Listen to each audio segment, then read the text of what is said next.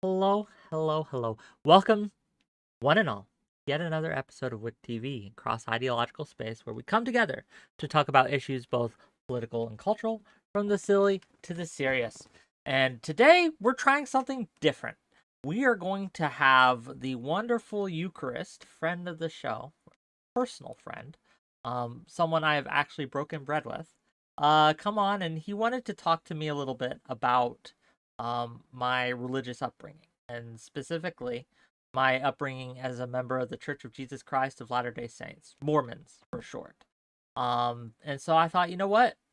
Other people have asked me about this. Other people have encouraged me to kind of talk a little bit about my personal life more. So this is a good place to start. So I figured we'd do that. So thank you, Eucharist, for coming and expressing interest in this. I appreciate you.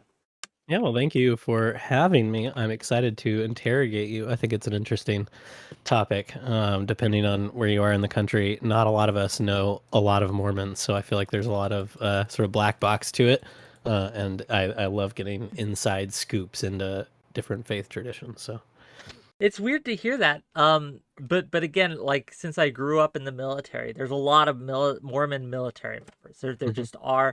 Um, a lot of the officer class are Mormons. In fact, so it's weird to me when people's like, well, I don't know any Mormons, or I've never met anyone who's of the Mormon faith.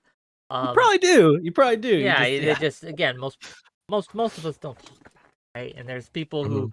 a lot of people who were used to be Mormons and then aren't anymore, but then go back to it. It's a thing, but yeah, Yeah. I don't know.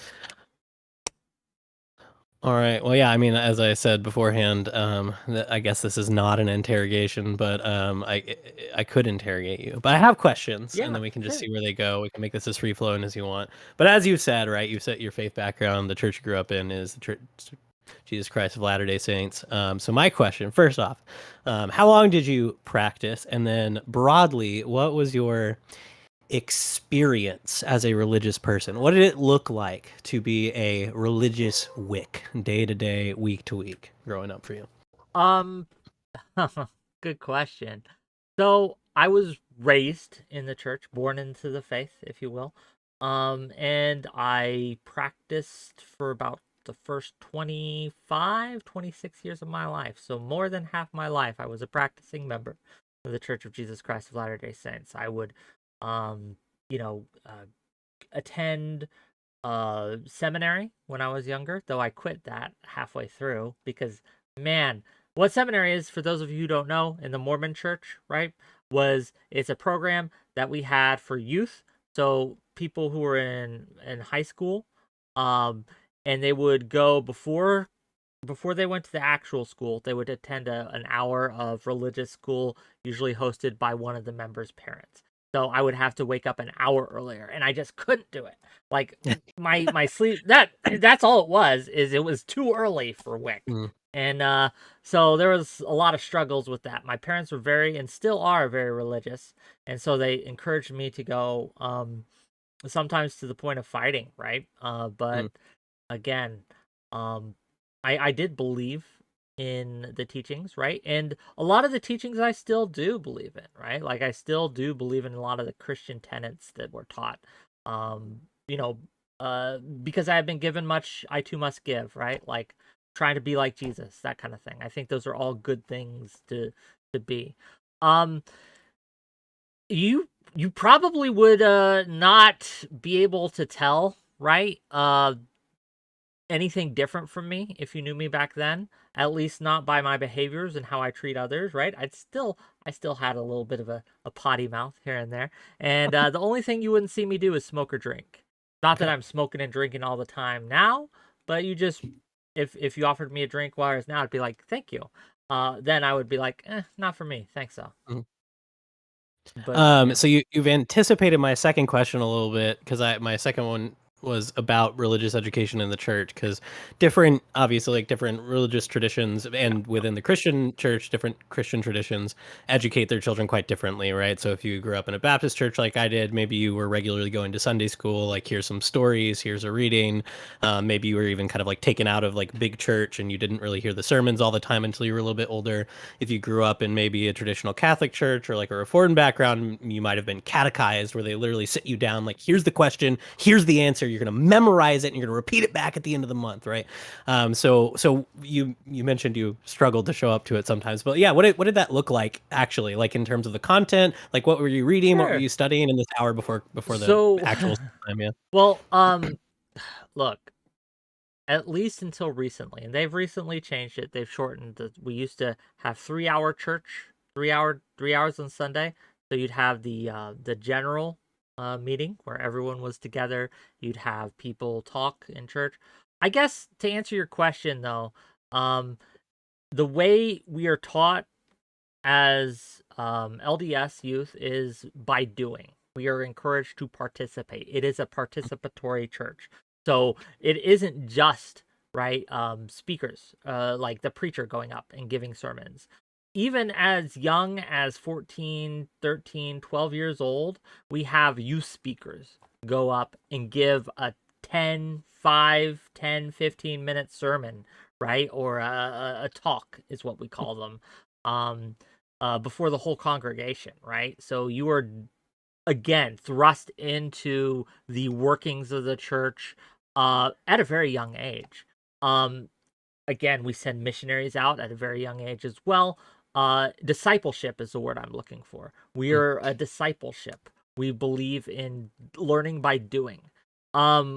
We did use, like, they had a prepared, like, Sunday school books and things like that that you would teach out of or read out of or learn out of. But again, even teaching, we'd have times, and even in seminary, where they'd be like, okay, elder or brother so and so, brother Whick, you were I almost used my real name though, brother Whick, Doxing yourself. That was yeah, the whole brother plan. Whick, get up there, and you're giving the lesson next week, right? And so we would, it's a way to get people to practice what they preach, and I think it's very effective, and I'm thankful for it too. Like, one of the reasons I'm comfortable speaking in front of large audiences, right, is because I did it since I was 12 years old, right? I would go up there and I would talk in front of hundreds and hundreds of people. So So what is the like sort of congregational structure of LDS? So I mean, there's like obviously the really like big landmark temples, right, that everybody kind of sees, but like like how does that parse out? How big is like an average local congregation you might go to? a couple hundred, right? It really depends. So we have wards, which are the general churches, right? We have branches, which is if you don't have enough Mormons in an area to be called a ward, and I don't know the exact cutoff of that, right? Um, you have a branch where you usually don't have a actual building. Like, a ward will have a church building. They'll meet in a building specifically dedicated. But branches often meet in like an office, right? Okay. Like, they rent out. They rent an office space in the middle of a district that's central to the location, right? And they all meet together and have a little meeting every week, right? They still do the sacrament and all the rituals and things like that, and all the talks and things, but it's just in a very small location. So, then a bunch of wards make up a stake, and a stake is, and we have stake conferences twice a year usually, and where everyone from the branch and all the wards and the branches under the stake get together and basically have a meeting. And then you have general conference twice a year, which is, well, the general meeting of the church. Okay. So yeah, so you mentioned like the participatory aspect, which I think is really cool. And part of that, as you mentioned, is like sending out missionaries. So if any of us are familiar with Mormons in our real lives, it's running away from the door when they knock. And I'm assuming that those are ordinarily people who are going and doing this kind of outreach that you're talking about. But what age do young Mormon men go out on that mission? And did you 19. do yours? Yes, I did. I Okay. served Do in you, New Jersey Cherry Hill mission, and which covered Interesting. the southern half, about from if you know where Red Bank is, New Jersey, south of there, about. I try to know as little about New Jersey as humanly possible. Wise, But right? Wise. But so again, used to be they sent us out at 19. Before that, like I'm talking during the founding of the church, it would be when you were like 30 or 40. Once you had a family, you would go out, sometimes with your family, sometimes usually not, right, and serve there. But it was 19 for quite a while, and they recently changed it, I think, to 21. So, okay. I could Did you be have wrong. a good experience on your mission? Mostly, Okay. yes. Mostly, I did enjoy it. Again, it's something I am grateful for the experience. Grateful for being able to basically cold approach people and say, "Hey, Mhm. name's Elder Whick. And would you like to hear a message about Jesus Christ?" And we'd go up and give this spiel. You learn to take rejection real well. I'll tell Sure. you that, especially in New Jersey. Yeah. Oh, I But bet. Like, yeah. I mean, obviously, like, it's no one's favorite experience when door-to-door solicitors come. In the part of the country I'm in the Southeast, it seems far more common for us to get Jehovah's Witnesses. I don't know if I've run into any Mormons in quite a while since I've been here. well, we've moved Um, away. We've moved away largely from the knocking on doors thing. It's mm, just not very effective. What sure. we've and this started way back on my mission, so I'm sure it's only uh carried on like this. But while especially after COVID, Mhm. um we do mostly referrals. So you see advertisements on TV, so like for our various videos that we sometimes put out and things like that. If you call that number, they'll have missionaries sent to you, right? And Gotcha. so that's where a lot of the work that missionaries do, even during my time, did. We'd get a referral is what they were called, Mm. and we'd get the people would call us and say, "Hey, this person at this address wants you to meet with them. They said this time is good, this time is good." Go knock on their door and say hey. So Okay. Now, a couple of times when you've been describing this, you have still been using "we" yeah, as a self descriptor. So I'm curious, do you still consider yourself religious? I don't know what the formal bounds of membership or participation I'm are in the still a church. member, but I'm Okay. not practicing. I'm what they'd called Okay. inactive, right? Okay. Um, because I don't go to church or anything like that anymore. So what would you say were the steps that led you from practicing to like wherever you are now, however you would self describe? Ooh, oh, let's see. As these things often are, as a confounding variables, there are a lot of factors to consider in this. I had always been kind of annoyed uh because the church, at least the members of the church, are usually very conservative, right? Mhm. um and I've never been very conservative. I just never have. And so I would usually be kind of the black sheep, uh where I would be the most left-leaning person in the room. And you know a lot of people, most people, totally okay with that. But there are a few, right? There's always a few who are like, well, Mhm. if you vote Democrat, you're not a real Mormon. And that annoyed me. That's always annoyed me. Then I saw the church take some stances that I was just frustrated with as well.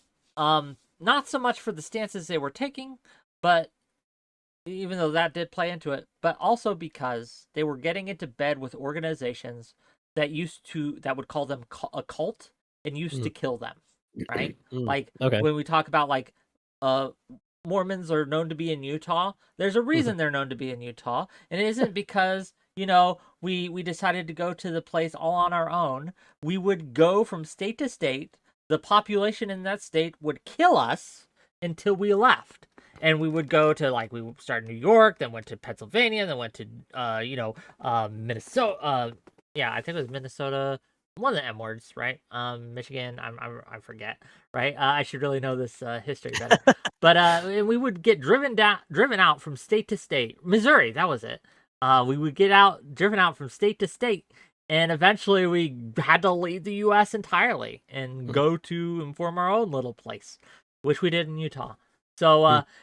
these same type of organizations and groups, right, that used to do this to us, we were making, like, we were making common allies with them when it came to political things, and I was like, what are we doing? We're getting to bed with these people again. That really frustrated me. So that was on the kind of more esoteric side. That's interesting because that strikes me, the way you're describing it, is like a more, like, I don't know, conservative Mormon position, I guess, like where somebody, I suppose, I don't, you can correct me at any point if I say something that's wildly inaccurate, but somebody I feel who has like a real loyalty to like the history of their church and sort of the persecution that you've gone through, that's something they might really want to cling to, I guess, where somebody who I suppose has a more like open-minded and welcoming eye for where the church could go would be, you know, let's put the past in the past, man, you know, like, so it almost seems like there's like two sides of you there. There's the part of you that's like, well, I was always a little bit more progressive than the people I was around, but also, dang it, guys, what are you doing? Like, why are you, the institutions and the history and like, you know, yeah. Well, it's about the foundational teachings, right? This is probably a rabbit hole, but there's Please, always been rabbit a holes. problem. I have so many rabbit holes here. There's always been a problem in the church of neo-orthodoxy, because we pull from traditional, more orthodox Christianity, right? That's where most of our converts come from. They bring with them their old habits and their old beliefs. And there is this tendency, even among the best of them, to kind of want to shape what Mormonism is to what they were before. And I don't think it's a malicious thing, but it's something that I've seen happen with converts all the time. They says, well, the Trinity, right? They would hold to their belief in the Trinity, even though that why is my camera broke? Okay. Even though that the church, Mormons aren't Trinitarianism. Right. Like, we don't believe in that. But a lot of them would bring in kind of those kind of old belief structures and things like that. And so this neo-orthodoxy problem has always been a problem, especially since we pull our leadership from the general members, right? So someone who's a convert, right, would get put in a leadership position, made a bishop of a ward or something, and that would, you know, it mixes the message a little bit. So what's the structure of church discipline like within LDS? I am not as familiar with that since I was a good boy and never got disciplined, right? But I yeah, do I'm just know like when you have a bishop who's out of line, I do right? know that there's a process here. Okay, so it depends on what's been done. If it was something where it's just a general practitioner, like just a normal person in the church does something wrong, what they'll usually do is they'll talk with the bishop, which is the leader of the ward, right? Their local leader, and they'll see if they can resolve it there. If it can't be resolved there, what they'll hold is a bishop's council, and they'll gather the leadership of the local ward, and usually presided over by the bishop, and then they'll have a representative from the stake usually come by just to you know, make sure it all goes well, and they'll make a decision that can involve either disfellowship, where basically you're still allowed to come and you just aren't allowed to take sacrament and things like that, or hold a position of leadership in the church or a position of authority in the church. You're not allowed to have a calling, is what we call it. To excommunication, where you are disbarred, basically. You were stricken from your name is stricken from the records, and you are no longer a Mormon. There's some variety in between. It's a spectrum, right? But that's usually what it looks like. Now, if someone in a leadership position does something wrong, like say a bishop starts preaching false doctrine or things, again, they'll have a council. They'll talk about it, and there has been in the past whole wards just dissolved because they started just doing weird shit. This could be as lurid as having this weird sex ring, right? Like, I've heard stories of that, to just preaching this weird false doctrine kind of deal, where it's obviously not Mormonism. It's like this weird mix of things, and it starts getting preached as gospel in that area, and yeah, it's weird. So yeah, it seems like any organized hierarchical structure always falls prey to some weird sex thing. It just always happens. There's no way to get away from it. I was a year or two ago now that I read a story that obviously was very shocking to my Catholic friends about this Catholic priest who had hired dominatrixes to dominate him on the altar of a Catholic church, which is just like, wow, like the levels of like whoo that are going on there. Yeah, just anyway. So yeah, there's always weird sex things, it seems like. That's interesting. So okay, you mentioned, right, so the converts are an interesting part of this because yeah, as you said, there are people bringing in beliefs from what I guess for many of us might be considered more mainstream Christianity, mainstream. but that's not true of where you are. So what is your impression or understanding of like the relationship between the LDS and other forms of Christianity? Do you think, you mentioned this in your announcement post, which I loved, you are anticipating all of my questions. Do you think there are any merits to the people who like to argue or suggest that Mormons are not Christians in some way? What do you think that means? And do you I think object? Like, I reject give me your it. thoughts. I'll just straight out. I reject it. I think that Okay. To be Christian is to be a follower of Christ. Yep. Simple as. Like if you say, oh, they're not Trinitarians, you're right. We aren't, right? Mm-hmm. If you say, well, they're not Orthodox Christianity, you're right. We aren't. But what a Mormon would argue is that they are the only true church of Jesus Christ that is on this earth. That there was an apostasy, what we call the great apostasy, a falling away, that when Jesus Christ established his church on the earth 2,000 years ago, he appointed apostles and prophets to lead that church. But because of sin, error, and there was a famine in the land, as they speak of in Amos, where they sought to and fro to hear the words of the Lord, but they just could not find it. The Reformation, right, tried to fix that with Martin Luther pounding the thing on the door and things like that. It just didn't like it didn't have the authority though, so it fell into error and split into all these different warring factions basically, where they would fight tooth and nail amongst each other. And what needed to happen was what we called the Great Restoration, where Christ himself and God the Father came down and endowed a prophet from on high, like they did with Moses of old, like they did with Abraham, like they did with all the prophets before them, and gave them the authority to establish a church, which Mormons believe was Joseph Smith, who then passed down the keys and were able to be the rock upon which Christianity could be restored. So that is the doctrine as preached by Church of Jesus Christ of Latter-day Saints. We consider ourselves Christian, and the others apostates. So yeah.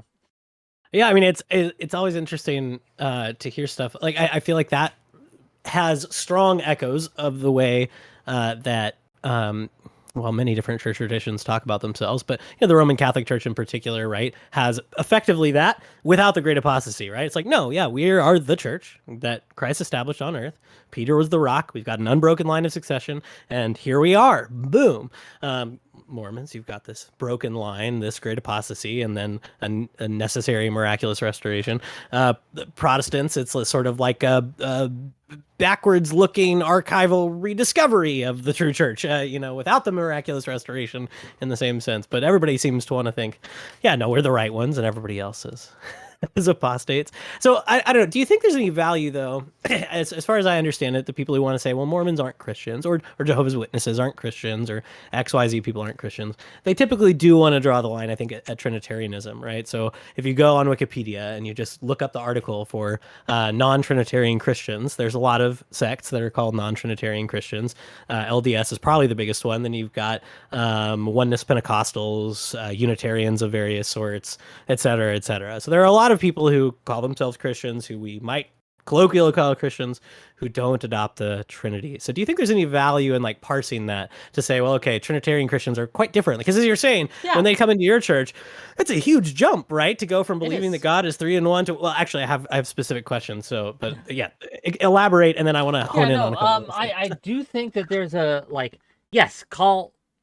identifying things correctly is important, and we can see this in not only in the religious thing, but this translates to politics too. That's why I don't like broad labels for political things. Like, this is why I'm like, no, be specific what you mean, right? Don't call everyone who disagrees with you a fascist. They're not, right? There are different types, right? There's conservative, there's just a neoliberal, there's actual fascists, there's nationalists, there's all these different things, and you need to identify them correctly. It's important to make distinctions. Same with religion. I think that there's a very good value in saying, hey, there are people who are Trinitarians, there are people who are not.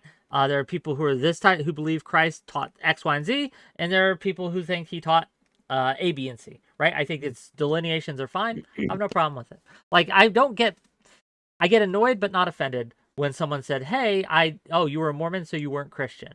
Like it annoys me because I don't think they understand what they're saying, but it doesn't offend me because they don't understand what they're saying. Yeah. Or I suppose, I was thinking about this conversation earlier because I knew this would come up, and I was going through in my head because I think the most common response to this is it's a form of no true Scotsman fallacy. No true Christian would say that God is not, three in one or something like that. And the instant rebuttal is something like, well, for informal fallacies like no true Scotsman, the real issue is whether or not there is a line that says, no, this is actually what makes you a Scotsman. Like I can say you're no true Scotsman if you don't have a Scottish passport or something like that. And so for many Christians, what makes you a Christian is some sort of adherence to probably the Nicene Creed is probably the closest thing that most mainstream Christians would say is like, do you believe the things the Nicene Creed says about God and his nature and the relationship between the Father, Son, and Holy Spirit, the virgin birth and the resurrection? If you believe those things, you're a Christian. If you reject those, you're not. I think that's where most people would go.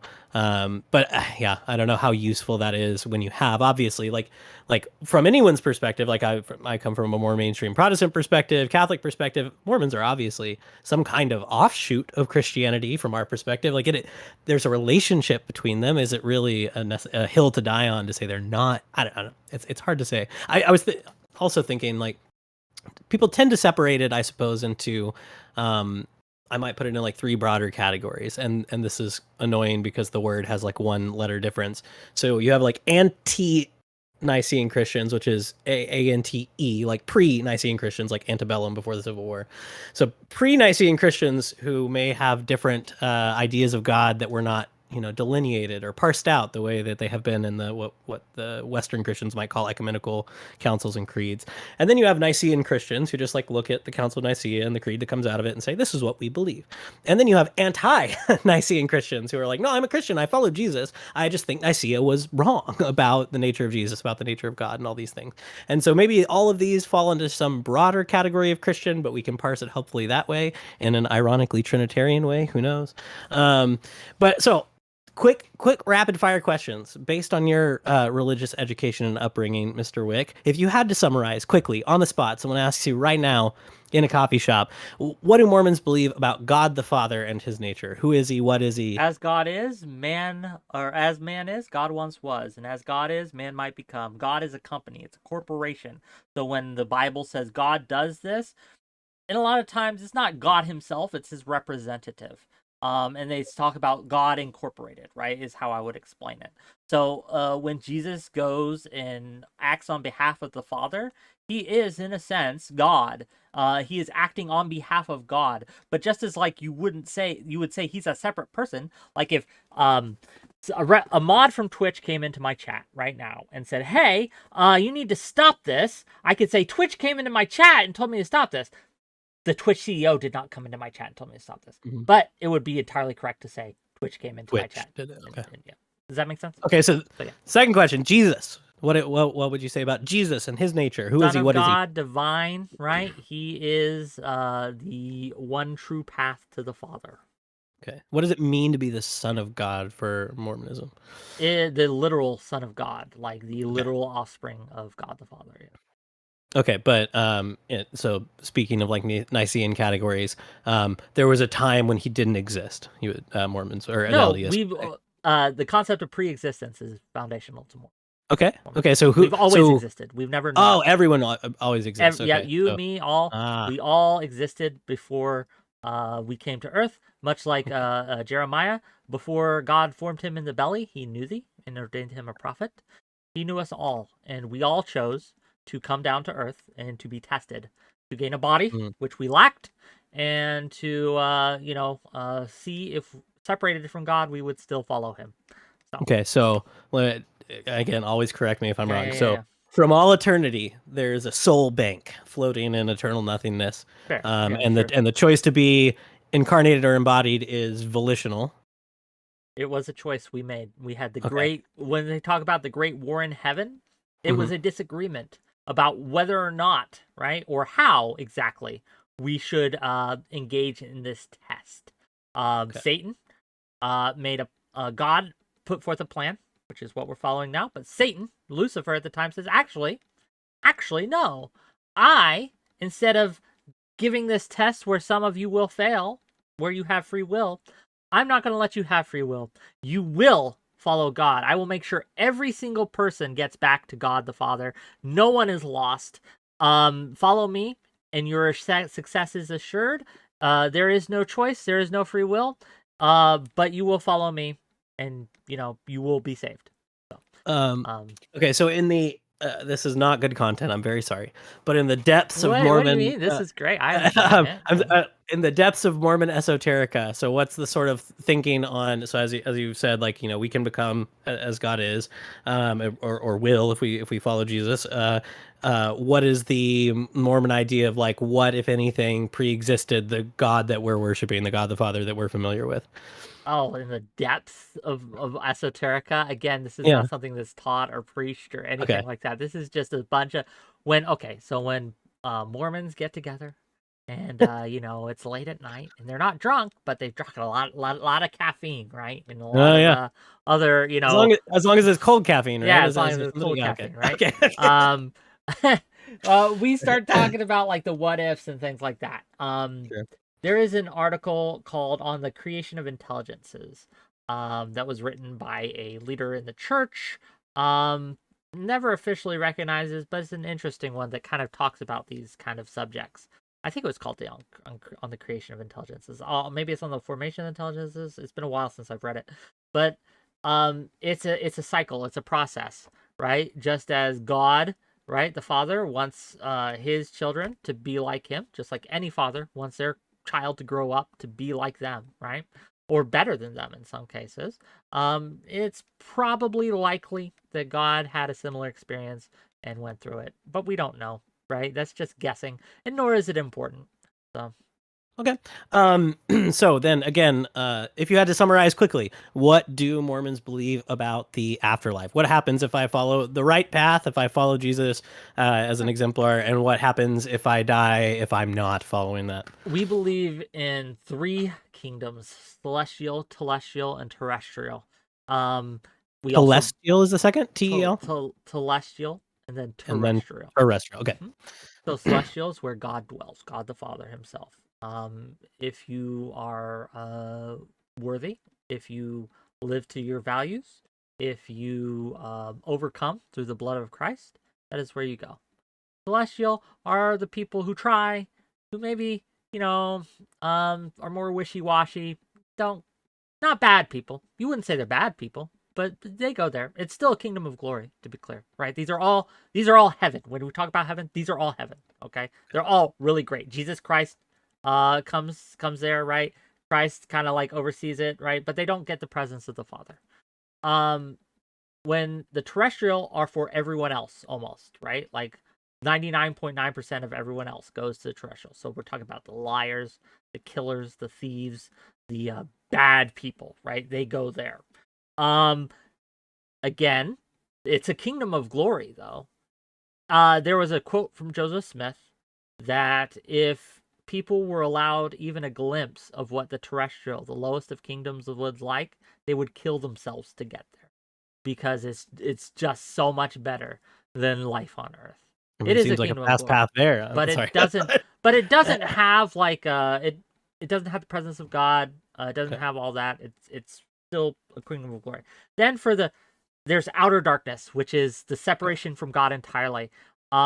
It's hard to get there. There are less people than you can count on the back of your, like, on maybe two or three hands, right? It's a very exclusive club.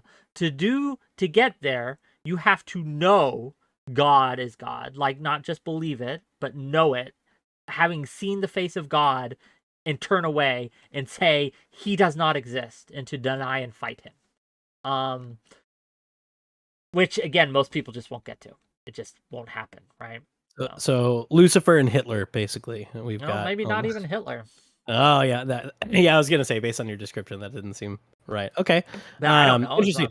Like, So, can you parse for me really quickly? Because I think everybody, at least a lot of people familiar with the musical, and maybe who grew up in a Christian household reading the Book of Revelations are familiar with this like 144,000 number. Is that a hard cap on the celestial kingdom? Is that something the church 144,000? teaches? No, Yeah. that's Okay. Okay. Um, I have more precise questions about some other things, but well, yeah. So really quickly, let me loop back real quick to the religious education and sort of how you all are taught. What would you say is the sort of proportion or a recommended reading list for a young Mormon fella between like the standard Bible that most people are familiar with, the Book of Mormon, and then is it Pearl of Great Price is the other Joseph Smith one? Pearl of Great Price, yes. It Yeah. was a So what's the translation of... proportion of focus and reading and memorization or preaching Sure. from? Like, how does that parse out? Hold on, my computer froze. Okay. Give me 1 second. One monitor's frozen, but the other's not, and I don't know Oh, what's no, I going can't on hear here. you. Can you guys still see me? Am I still like moving around? Like, or is my Discord frozen? Oh, I'm still moving around. It's just frozen Your for me. streams are still running, Yeah, which is good. this is weird. This is weird. Oh, I Okay, can hear I'm you just now. gonna keep going, and if it breaks, it breaks. But I can't see Yeah. what anyone's typing and stuff because it's all up on the other monitor. So if All chat right. goes Well, I'll crazy, let you know if anybody says okay. anything bad. Thank you. But what To this answer your has happened to me question, before. If my it could be a GPU driver. Mine has gone kaput before, and my second monitor. well, this doesn't usually happen, so I don't know what it is. Maybe it's because it's so hot. Anyway, to answer your question, yeah, I think that most so we go through cycles. So 1 year we do Old Testament. 1 year we do New Testament. 1 year we do the D&C, which is another thing we do. The D&C and the Pearl of Great Price. The Doctrine and Covenants, to be clear Doctrine what that Covenants. is. And that was again the writings of Joseph Smith and the revelations given to Joseph Smith Okay. while he was forming the church and things like that. And then we have the Book of Mormon, of course. So it's a 4-year cycle, and so that would be the order we go in. There's no real focus. Obviously, we do stress, especially to new members, the Book of Mormon and the Doctrine and Covenants, because that's what they're less familiar with usually. So. Right. Okay. So that bleeds into my next question, which relates, I think, to your personal beef with many things that you've described earlier. So in contrast, I guess, to churches like the Roman Catholic Church, which at least claims that its actual dogmas are unchangeable, and they're really firm on that. Whether or not people think it has changed, they say no. There are things that we teach that are dogmatic that cannot change. I think one of the things that most famous things that people know, or at least think they know about Mormons, is that doctrine can significantly develop. So you have this wonderful line from the musical, I believe, that in 1978, God changed his mind about black people. So what is your understanding of the church's teaching on the development of doctrine? And second question, to answer both of these, please. Given that, what is the current LDS teaching or relationship to LGBTQ issues, and where do you expect it to go in the future under current church leadership? So, do you want the official answer or do you want my answer? Both, preferably. Okay. Give me the official first, and then let me know what the official answer what is Elder Whick thinks. Sure. Yeah. The official answer is that there are principles and there are policies. The principles are unchanging, but the policies made by the church are of man and obviously changed. Okay. The blacks can't hold the priesthood was never a principle; it was a policy. Joseph Smith gave several black men the priesthood when he originally founded the church. Brigham Young was a racist and did away with that, but that was always policy. It was never principle. And then we, being, fallible as we are, made things up in order to justify that racist policy. But it was never principle, never doctrine, right? Okay. My answer is that I think again, when I was a practicing Mormon, how I justified this was I think that there were people who were just refused and rejected God's message, much like Jonah and the whale.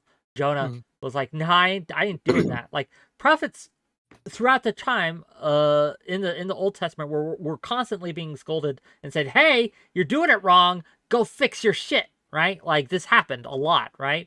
And I think that that's what happened. Is again, Brigham Young was a racist piece of shit. and decided, oh, I don't want blacks in my church, and the policy kind of flew from there. But yeah, in the 70s, it became a problem. Well, it was a problem for a while before then, but it became such a problem that they had to change their mind. And so oh, we have a revelation. It's crazy, right? And then they changed their mind. One of the problems with religion in general, but Mormonism in particular, I think, is again, because we believe in direct revelation and the church is led by direct revelation, it becomes really, really hard to separate policy positions from doctrinal positions. Because again, even in the church, people will say things like this, like, well, God appointed this person as a bishop, and so what he says goes, right? And it really kind of, I understand why they say it, but I think it's very, it's not helpful. You have to just bite the bullet and say, okay, yeah, sometimes people get things wrong. Now, when it comes to the question of does God change his mind, I'm going to say, yeah, he kind of does. And Jonah and the whale is a great story of him doing that. Well, even back before, when Abraham would go to Sodom and Gomorrah, and God's like, I'm going to burn the fuck out of those people. And Abraham tried to convince him otherwise and said, hey, actually, I know some really good people in there. So God was like, sure, if you can find me this many people there, we'll be fine. I don't think that was a jest. I think he actually meant it. I do think, because God holds counsel. We know that in this. Like, what should we do about this? Right? He is open to changing his mind on people and on things. It's repentance. That's a whole doctrine of salvation, is God will change his mind about you if you come to him, right? Like, I don't understand, like, this idea that God is never going to change his mind on things. It's just silly. Yeah, I mean, I think that's another big difference, I suppose, between the, let's say, mainstream, although mainstream Christianity now is not like classical theism Christianity, but like I suppose, I guess, if little o, big O, Orthodox, I don't know. The idea that God is impassible, unchanging, is fairly dominant, at least within the Roman Catholic Church, which is the largest, I guess, single sect of Christianity in the world.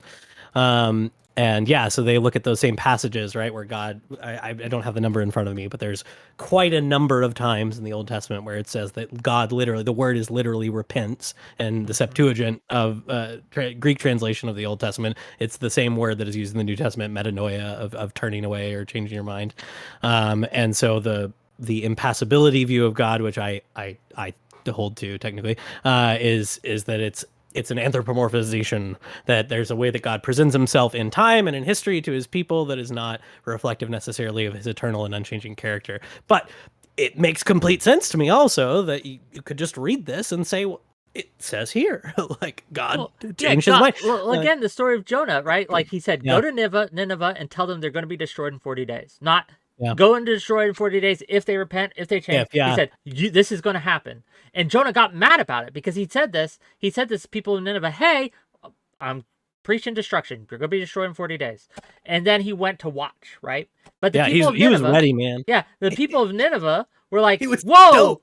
He was so excited. Yeah, he was. And the people of Nineveh were like, well, we don't want to be destroyed. Let's get rid of all our fine raiment, don ourselves in sackcloth and ash, humble ourselves, and maybe God will have mercy on us. Yeah. And again, Jonah watched, and he watched day and night for this to happen. And there's a story about the sun baking down on him, so God grew a gourd or some fucking plant to cover him and things, and then died. And Jonah confronted God, like, God, you made a liar out of me. You told me to tell these people they're gonna be destroyed in 40 days, and they're not destroyed. What the hell? And God's like, dude, I changed my mind. They repented. I see Origin going nuts in your chat. It is one of the most complex stories, and I think one of the really interesting interactions of the Jonah story in the Old Testament context is that according to the law given to Moses, I think it's in Deuteronomy, God says you can test prophets by whether or not what they tell you tell you comes true. And if it does not come true, you have my permission to stone them because they're a false prophet. And so if you take those two things beside each other, it makes for a really complicated story where it's God told him to tell them one thing that did not happen. And if they were testing him according to that law, he fails the test a little bit. But yeah, I mean, we're in different camps on the nature of God stuff.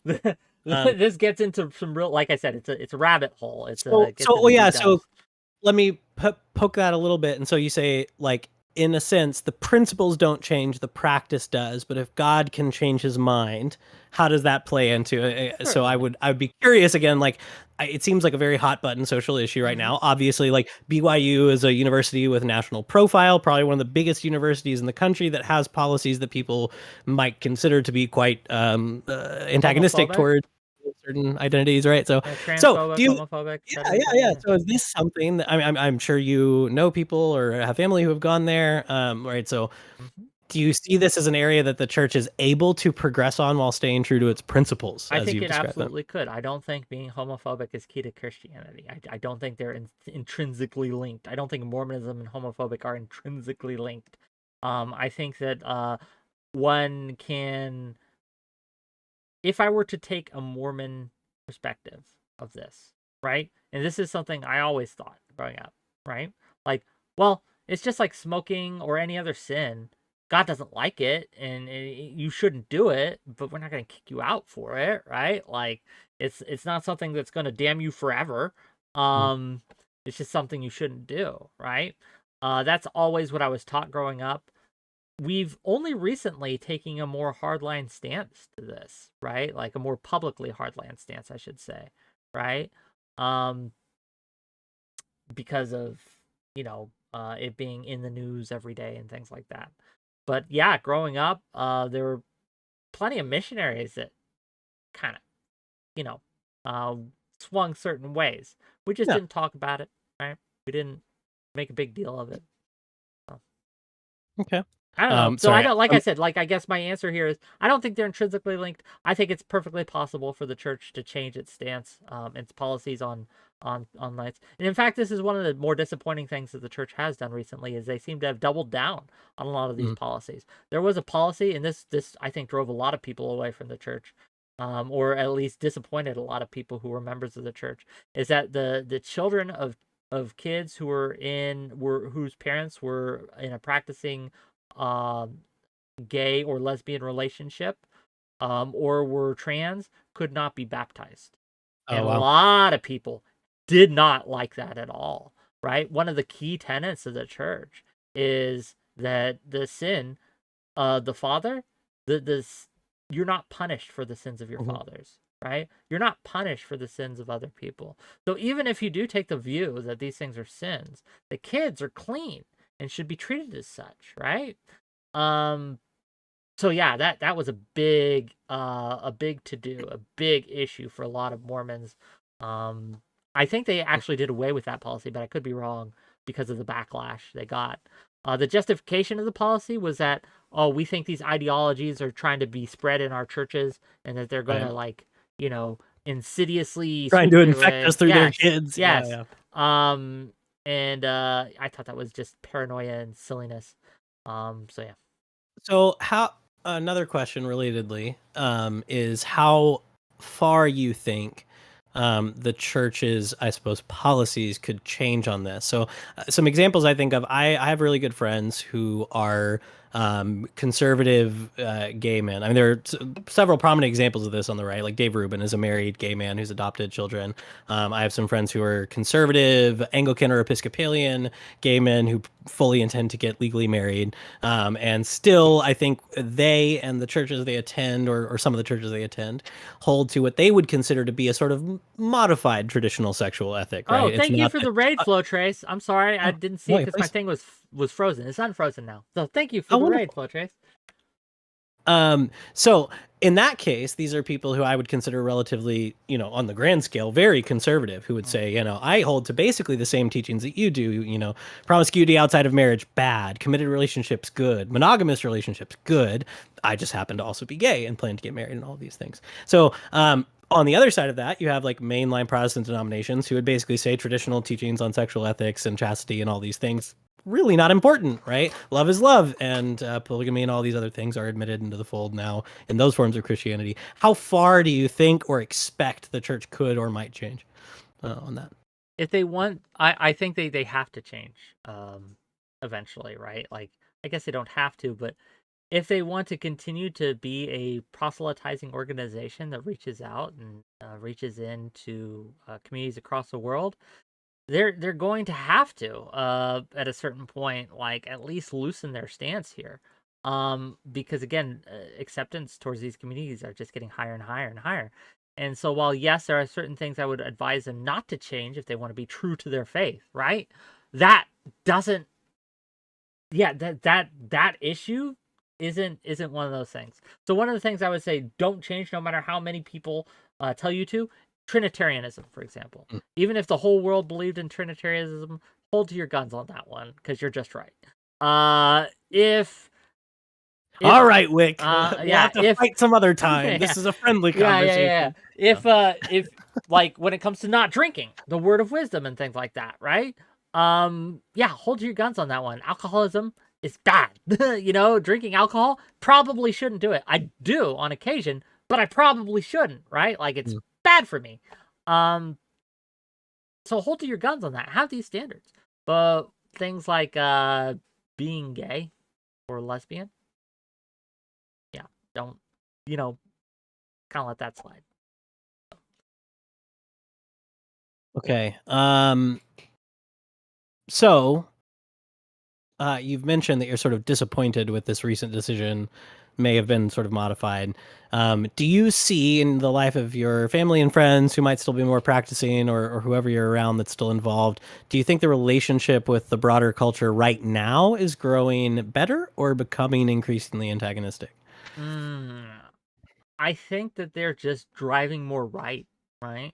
Like, they have found fellowship amongst the more traditional kind of Protestant groups that you spoke of, right? And they have a common enemy.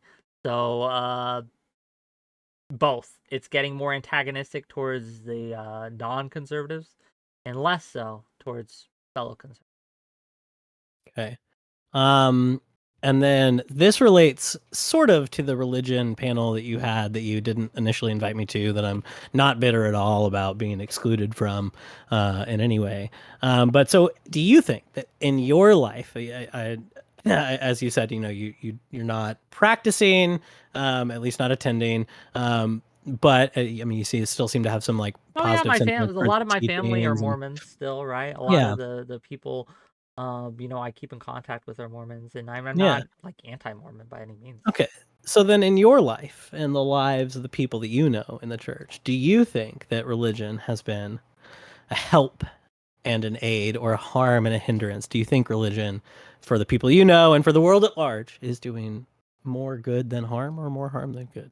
I think that religion. This, like, because it's a balance sheet. You have harms that I can point to, and you have good that I can point to as well. And depending on how you weight those harms and those benefits, depends on whether how I answer this question. And I just don't know. It's a hard thing to weigh for me personally, individually. I think my upbringing has helped me more than it's hurt me. I can point to things where it did me a disservice. But for the most part, I am a better person because I was raised with these values. And I think a lot of the values I've been taught through the vector of Christianity are actually good values. Like, they're actually values that I, even being not a Christian today, right? I would uphold and I would stand, as the children say.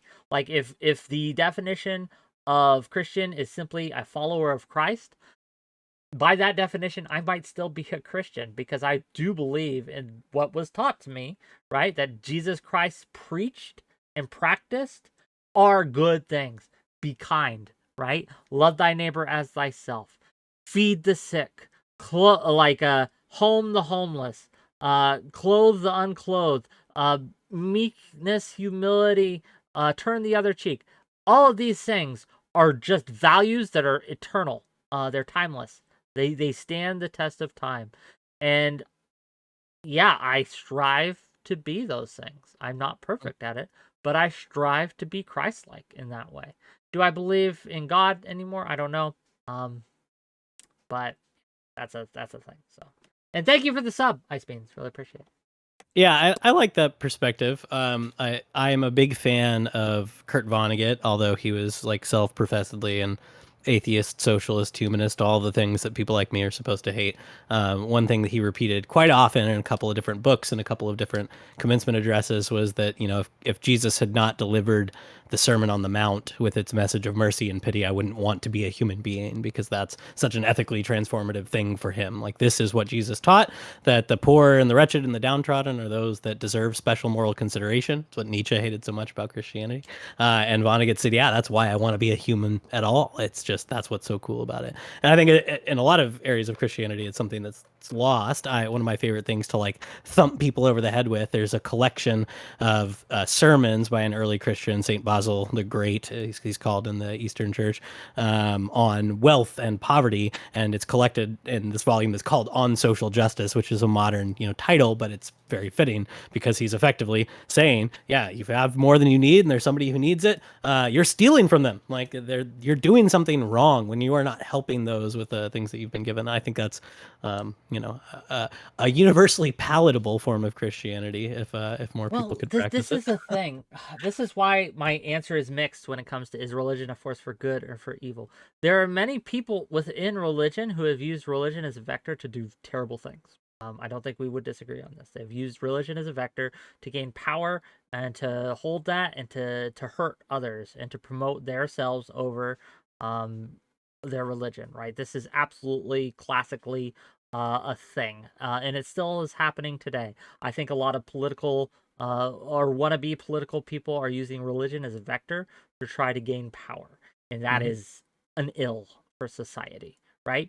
But at the same time, the moving away from religion has cost us as a society. We talk a lot on more left-leaning circles about communal infrastructure, community infrastructure. The church was one of the bedrock community infrastructures that we had. A lot of my socializing, I should say, a lot of my socializing was those are done, very different. Yeah, I know. Was done at church. I would meet friends. I would go on dates. I would meet women. I would talk to people. I would have my friend group. Like, it was a place where we gathered together as one in physical land, right? And had, you know, relationships with each other.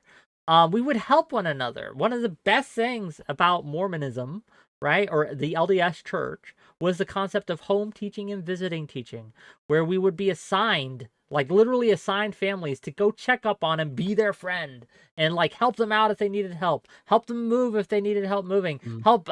I remember being 23 years old up on a roof, not knowing what the hell I was doing, trying to put shingles on this older couple's roof that just couldn't do it. And the guy was yelling at me because he knew how to do it. He just couldn't, right? Physically. He was yelling at me like what to do because I was their home teacher, right? And that's what we did. They needed a thing.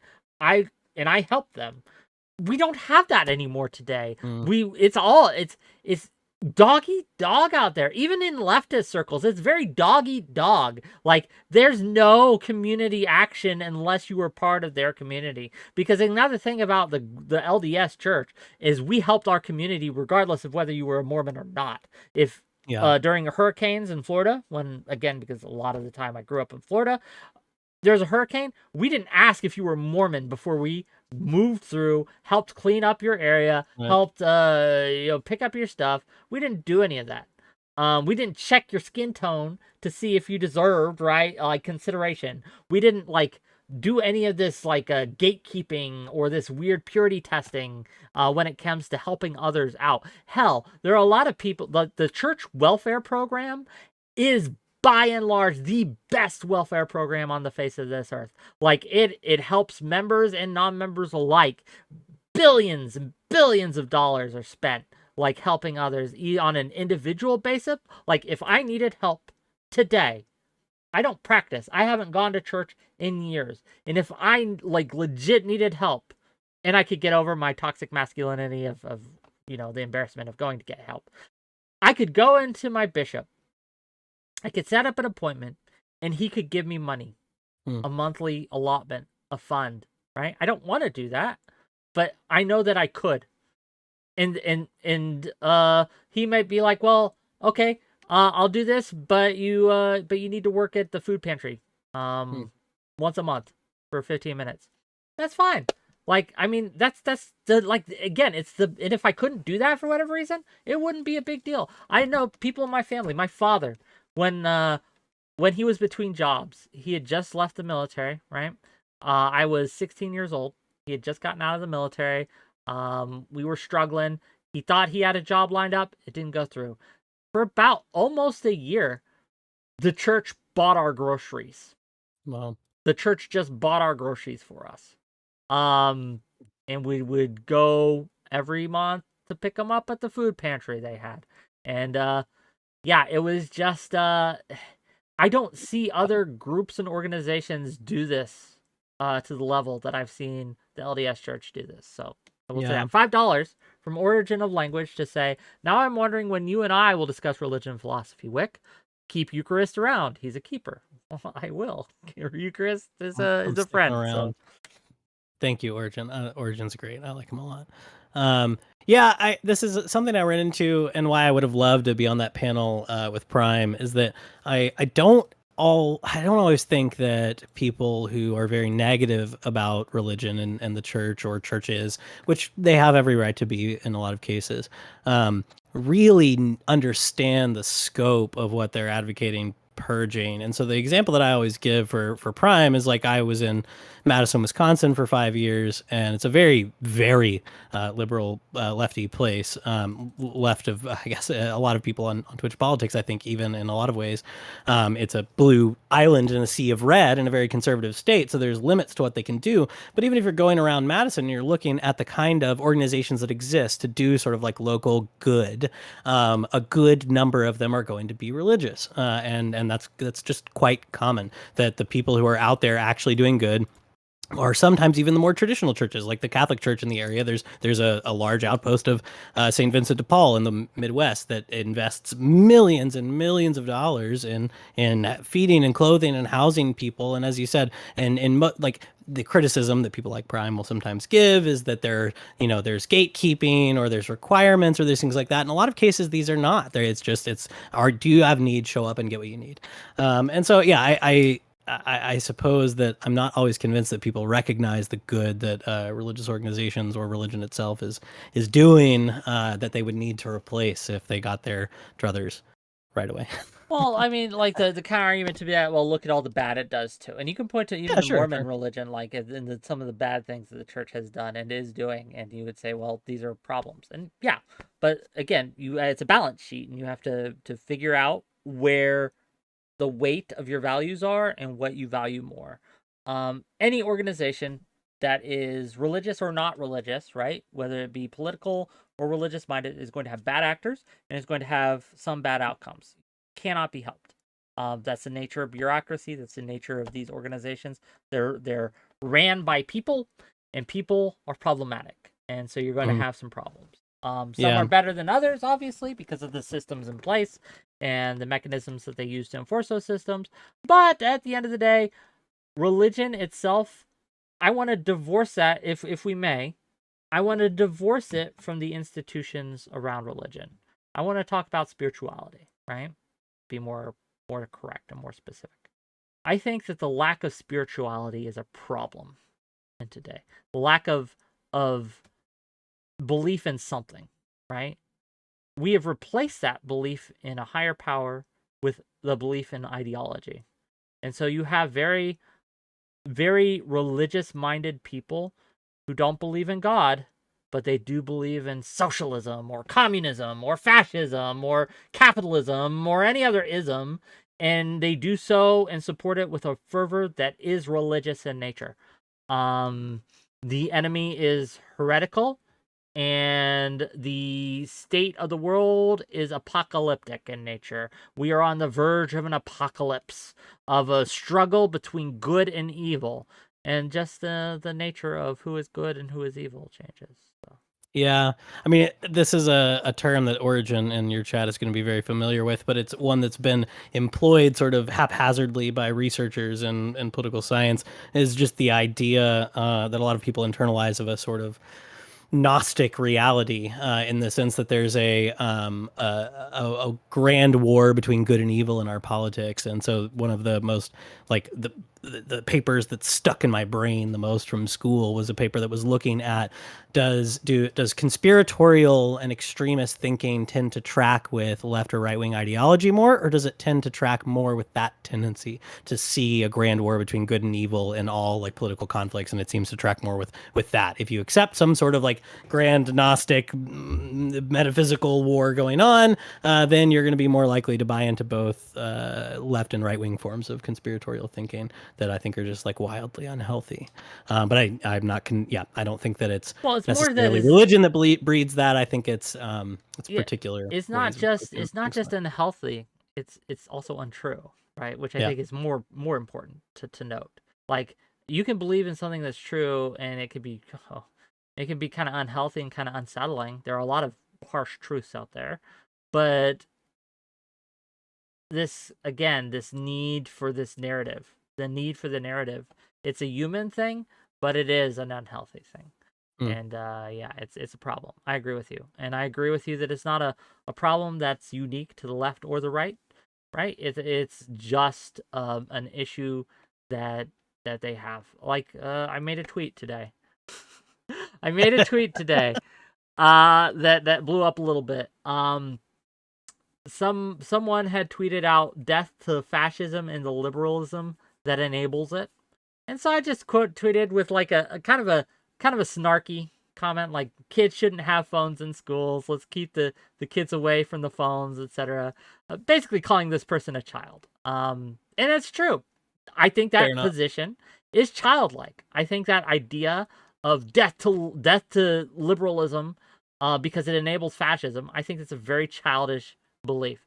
But there's people, to kind of put it into what we were talking about, that believe that with the fervor of religion, right? The fervor of this religious way of thinking, of this is true, and this is a battle for the soul of the world, the battle and struggle against fascism. And if you are not with us, you are against us. And if you are liberals, you are enabling this fascism, and you're just as bad, and you get the wall too, liberal scum, right?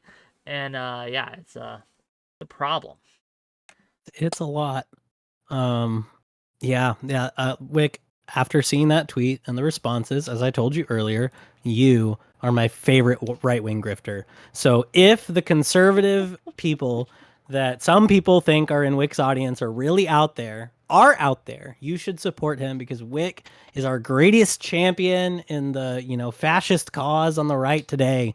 Man, this guy standing up here and hosting these debates and trying to be nuanced, it's straight up right-wing nonsense, okay? So if you're out there and you're a right-winger and you have money and you're not giving it to Wick, I don't know what you're doing, because this is the best place your money could go. Either the Mormon Church or Wick, and they're the same thing. The fight against fascism is a fight against Wick, okay? This is the place that they've decided to start. They've decided this to is the battle line. The fascist infrastructure of the world is being toppled. I am the Jenga piece that they decided to pull, right? That's going to cause the tower to fall, right? I am the support structure, the foundation of all things fascism. You think Hitler went to art school? No, he watched WhickTV. That's why he decided to do all the things he did. It's because he listened to me saying crazy fascist things like, hey, maybe we shouldn't chant death to these types of people. Hey, maybe what we should do is listen to other points of view.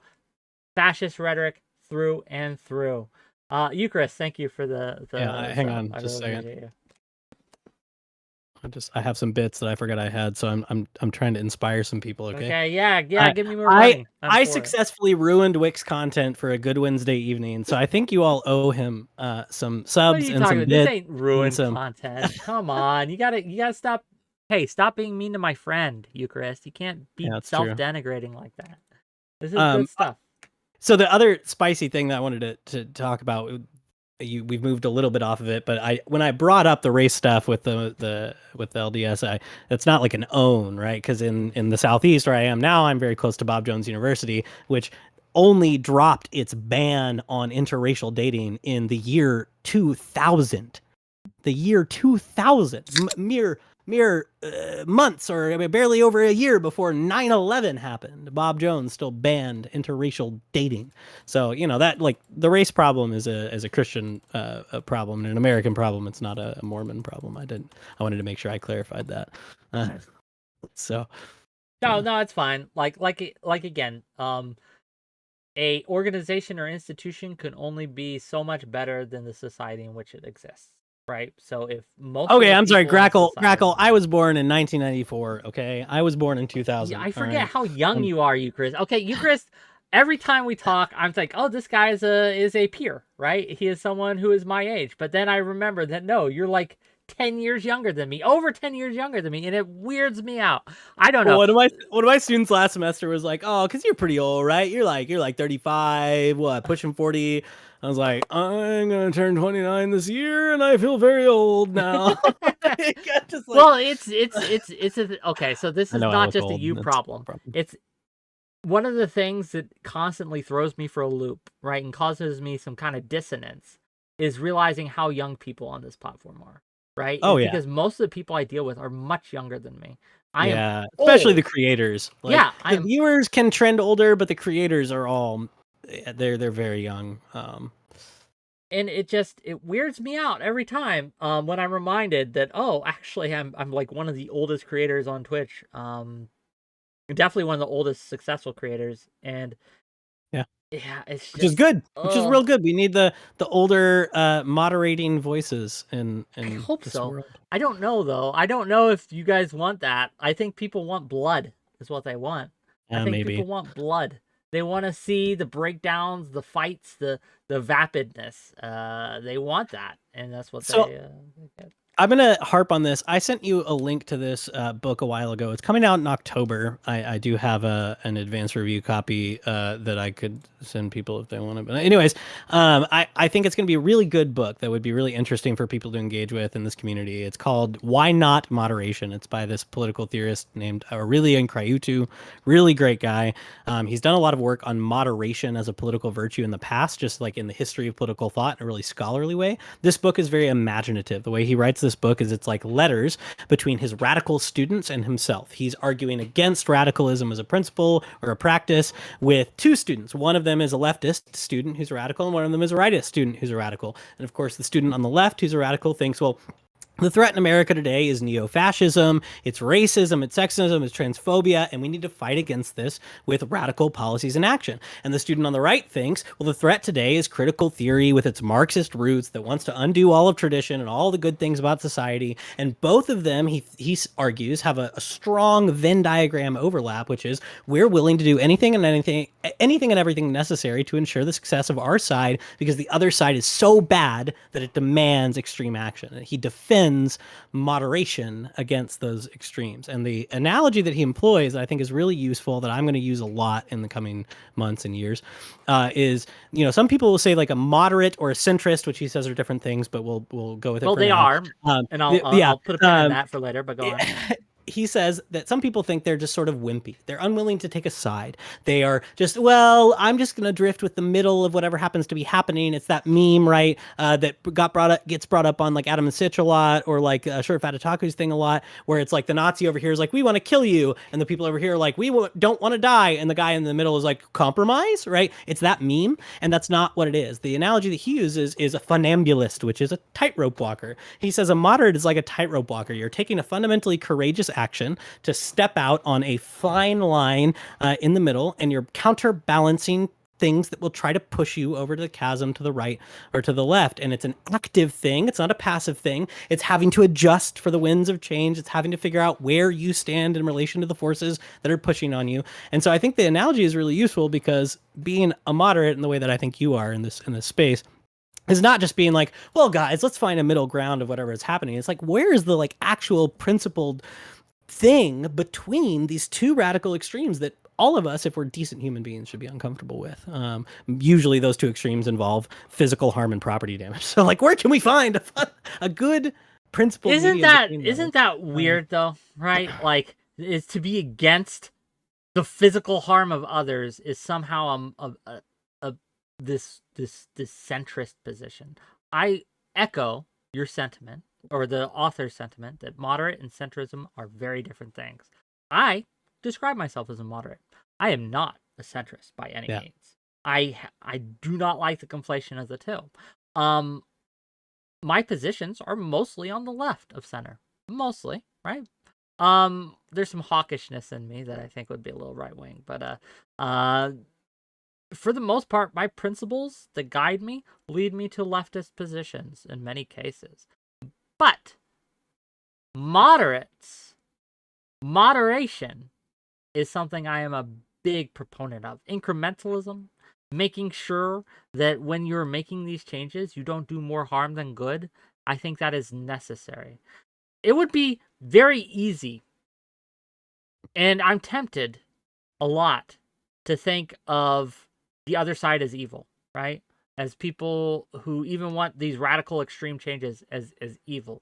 There's this temptation to think that, wow, they're calling for like people to be beat up and killed, and that makes them evil. But I resist that urge, because I know the siren's call of narrative, of story, of this overarching tale of we are the good guys and they are the bad guys, and we must take a heroic stance against the evil and be willing to do whatever it takes to stop this encroaching darkness, because whatever we do cannot be worse than what the darkness that is to come, and we must fight against it to our very last breath with all the tools at our disposal. It's a very common narrative that has been used on the left and the right for radicals for years and years and years, throughout all time in history, is that what's coming is worse, and we must be willing to do whatever it takes to stop it, up and into including these really, really evil actions. I get it. I understand it. But it is going to only lead to pain, suffering, and more radicalization. This fight will never end, right? Because it's just like radicalizing terrorists, right? You're not a terrorist until you see tanks rolling down your street, right? You're not super against an ideology until you see members of that ideology string people up, right? Or beat the shit out of someone that's just going about their day, or even who would be a pretty big asshole, right? And you see like these actions and you think, well, I have to oppose that. I have to stop that from happening. And these sides, these radical extremists, they need each other to live, and they fuel each other. They give each other ammo, right? The radical leftist cannot exist without a radical right to fight. Why would anyone agree to their radical changes unless there is this radical enemy to go against? So, I mean, yeah, it's so simple and easy to fall into these narratives, to fall into these kind of storybook tales, these childlike fantasies of this great enemy that must be combated at all costs. But that's just not how the world works. That's just not how things work. And what, again, galls me about the death to liberalism who enables fascism is that history has shown us that liberalism is the only effective means of combating fascism. It's the only thing that works without leading to this terrible authoritarianism hellscape, right? Liberalism in moderation is the only thing keeping us from really dark places. I don't want these radical extreme changes. What I want is people to be healthy, to be happy, to have freedom of choice, and to be able to live their lives in peace. And the only way to get that is through moderation. That's the only true way. Anyway, that's my rant. Yeah, another on that, which I think is very true in a lot of ways. I guess we could maybe quibble. I don't know. There's another book that fits with what you're saying that is very recent that I think is wonderful that everyone should get. It's a book called Liberalism in Dark Times by a guy named Joshua Chernis. He's a professor at Georgetown. And what he does is he tracks political liberals who existed in times that we, in all of our online raging, could never comprehend. People who were existing during the heights of World War I and World War II, who were having to sort of face down a principled opposition to principled radicalism, and he excavates what he calls a sort of tempered liberalism that resists the temptation of what he calls ruthlessness, which is the willingness to use politics for your own ends that you think are so justified for whatever is necessary. And so, of course, he points to Camus. Camus has this like sort of fictionalized set of essays called Letters to a German Friend, where he's writing to a fictional German that he knows, semi-fictional German that he knows, and says, of course, those of you who have a willingness to do great evil, like murder in the service of your ideology, are going to have an advantage in the short, immediate term against those of us who think, I'm never going to murder to advance my ends, right? There's an advantage that you have. That's true. But there's something about the liberal principles that Camus and the other people that he looks at, Isaiah Berlin and Weber and a couple other people that he looks at in this book, stick to, that he thinks is like appealing and necessary in quote unquote dark times against the sort of radicalism or ruthlessness. Sorry, one of your mods, Kamikaze, said, you always give me nonfiction, so give me a fiction book. On a similar theme, actually, and fitting because he just died a couple weeks ago. Cormac McCarthy's No Country for Old Men, I have 2 copies behind me that I'm selling on eBay right now because I always buy them at thrift stores, is a really interesting book on this topic where you have a sheriff who is sort of an old guard. He's usually described as a conservative. I don't know if that's fair, but an old guard kind of traditionalist who's like, where's the world gone? These punks with their spiky hair and also serial killers. Like, the world's gone to shit. How do we stand against this? And the way I described Cormac McCarthy to someone recently is I think he's constantly trying to answer the question that Theoden asks in Lord of the Rings, both the book and the movie, which is how can men stand against such reckless hate? That's a question that Cormac McCarthy is always wrestling with. And the book is more ambivalent than these theological or philosophical treatises that I've been talking about. But it wrestles with this question of like, what do we do against radicals, against extremists, against serial killer chaos machines, blah, blah, blah. So I think that if you want a novel, machines, I love it. I'm sorry, you just triggered I know this is supposed to be about religion, but this is tied to religion. I think they're related in a sense, right?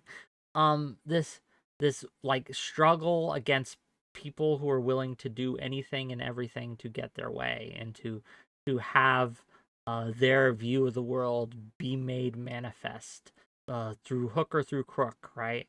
No bad targets, just no bad tactics, just bad targets type of deal. The hate is the problem. Like, the hate is the problem. And if you ever find yourself hating even people who, again, it's understandable why you would hate these people, why you would hate fascists. I understand it. I get it, But the hate does you no favors and leads you down dark roads. And I know that's a very weird take, very like Star Wars of me. But it just, we can combat these things, but it's important that we don't become these things. Like when Osama bin Laden was killed, back in 2014, was it 2013, maybe 12, around that time. There were a lot of people who celebrated that. Like, hell yeah, get his ass, kill his ass, right? I never did, even though I'm glad he's dead. I'm glad he got killed, right? I'm glad he was removed. But the tendency to celebrate the death of the opponent, right? The death of even the bad guy leads to dark places. It makes us worse as people. It makes you a worse person. We never want the people who are enacting these sorts of justice, this sort of necessary justice, you might argue, right? To be gleeful about it. Like, how would you feel, right? If the person who shot bin Laden, was getting off to it, right? Who was jacking himself off and making him deep throat his gun and shit like that before he killed. It would be horrific, right? Yeah. Just like we don't want our police officers, right, to take joy in arresting people who commit crimes. That shouldn't be a thing for them. That like, oh yeah, I'm getting that criminal. I'm taking him to jail. Hell yeah, buddy. Let's go. No, we don't want that. We want cold, passionless justice to be done. We don't want them to be getting off their rocks off on fighting these things. The only thing that's going to stop the cycle of extremism is moderate, dispassionate, this is what's best, this is what needs to be done. Don't get your jollies trying to fight the other guy, right? Don't let hate consume you. Just get like, and this is a very Christian belief, I feel. Like this is a very I mean, this Christian is style straight up Proverbs, right? Yeah. It's where, you know, don't let your heart be glad when your enemy stumbles, right? That this is a teaching I think is like very instilled in the I mean, it's Proverbs, so it's Jewish and Christian faith, is like there's something perverse about gloating and rejoicing when your enemy falls. Like, no, like you don't like be like built up or like feel all this self-righteousness when the bad person gets what's coming to them. Falls Like, on the wicked and the good just alike, yeah. right? Yeah, the perverse glee is a problem, and it definitely exists in these spaces. So it is what it is, but it doesn't make money, unfortunately, right? Like people want to cheerlead; they will throw bits and subs and super chats at you, and I appreciate temperate takes. I appreciate your $10. Thank you for that. I don't need to read it, but I will anyway. You don't have to say this, but I'm enjoying the conversation. I'm sorry your audience isn't as appreciative. I'm sure the audience here likes it. It may not be as big as some of my audiences, but that's okay too, because I appreciate every single one of my viewers. And gang, if you do like this kind of content, you do have to incentivize me, right? So if you want more of these types of talks, just give me more money and I will do more of this. Like if this is profitable for me, I will continue to do it. So yeah. Kamikaze wants you to make fun of me. Oh no. Make fun of someone who is not here. Ukerist is here. But no, well, I'll do I'm this. Sorry, I gotta get off for just 1 second. I'll be right back. Oh, sure. While Ukerist is gone. While he's gone, gang. Okay. While he's gone, Ukerist and I actually hung out during TwitchCon last year. We were actually, you know, would shoot the shit. We went bowling. We went out to eat and then we went bowling. I beat his ass every single game. I am the superior bowler for whatever that's worth, right? Like, so you know, I will make fun of him in that. My ball was heavier. Just FYI. Okay. Lefty Angler says, I think there does seem to be some radical change because both sides see the system is broken, and even though they disagree why, this is the reason why both sides have become radicalized. I think eventually, yes, but the way to get there isn't like, how do you eat an elephant? One bite at a time. If you try to gorge yourself on it, you're just going to throw it up. You need to take incremental steps, make incremental progress towards a radical goal. I'm fine with that, right? I'm fine with radically overhauling a system, but it can't be done overnight. It has to be done in steps. It's a process. It's not perfect. You're going to take 3 steps forward, 1 step back. That's part of the process. Because as ideal as you think a thing might be, the act of putting it into a practice can reveal problems with the system that you want to create. And it is by the incremental progress that we can identify problems early and more easily change them. Because if you implement a radical solution overnight, you're going to have to do more radical things to get rid of the extreme problems that are caused by this overnight shift and overnight restructuring of a system. It's just true. I don't know what else to say. We can think we don't like it, right? Like, I wish I could fly. That would be great and nice. But the laws of physics don't allow for it unless I build a fucking plane and do all these other steps first. I can't just decide to fly and will it into being. I have to take steps and incremental progress to enable myself to do that, right? And so, I don't know.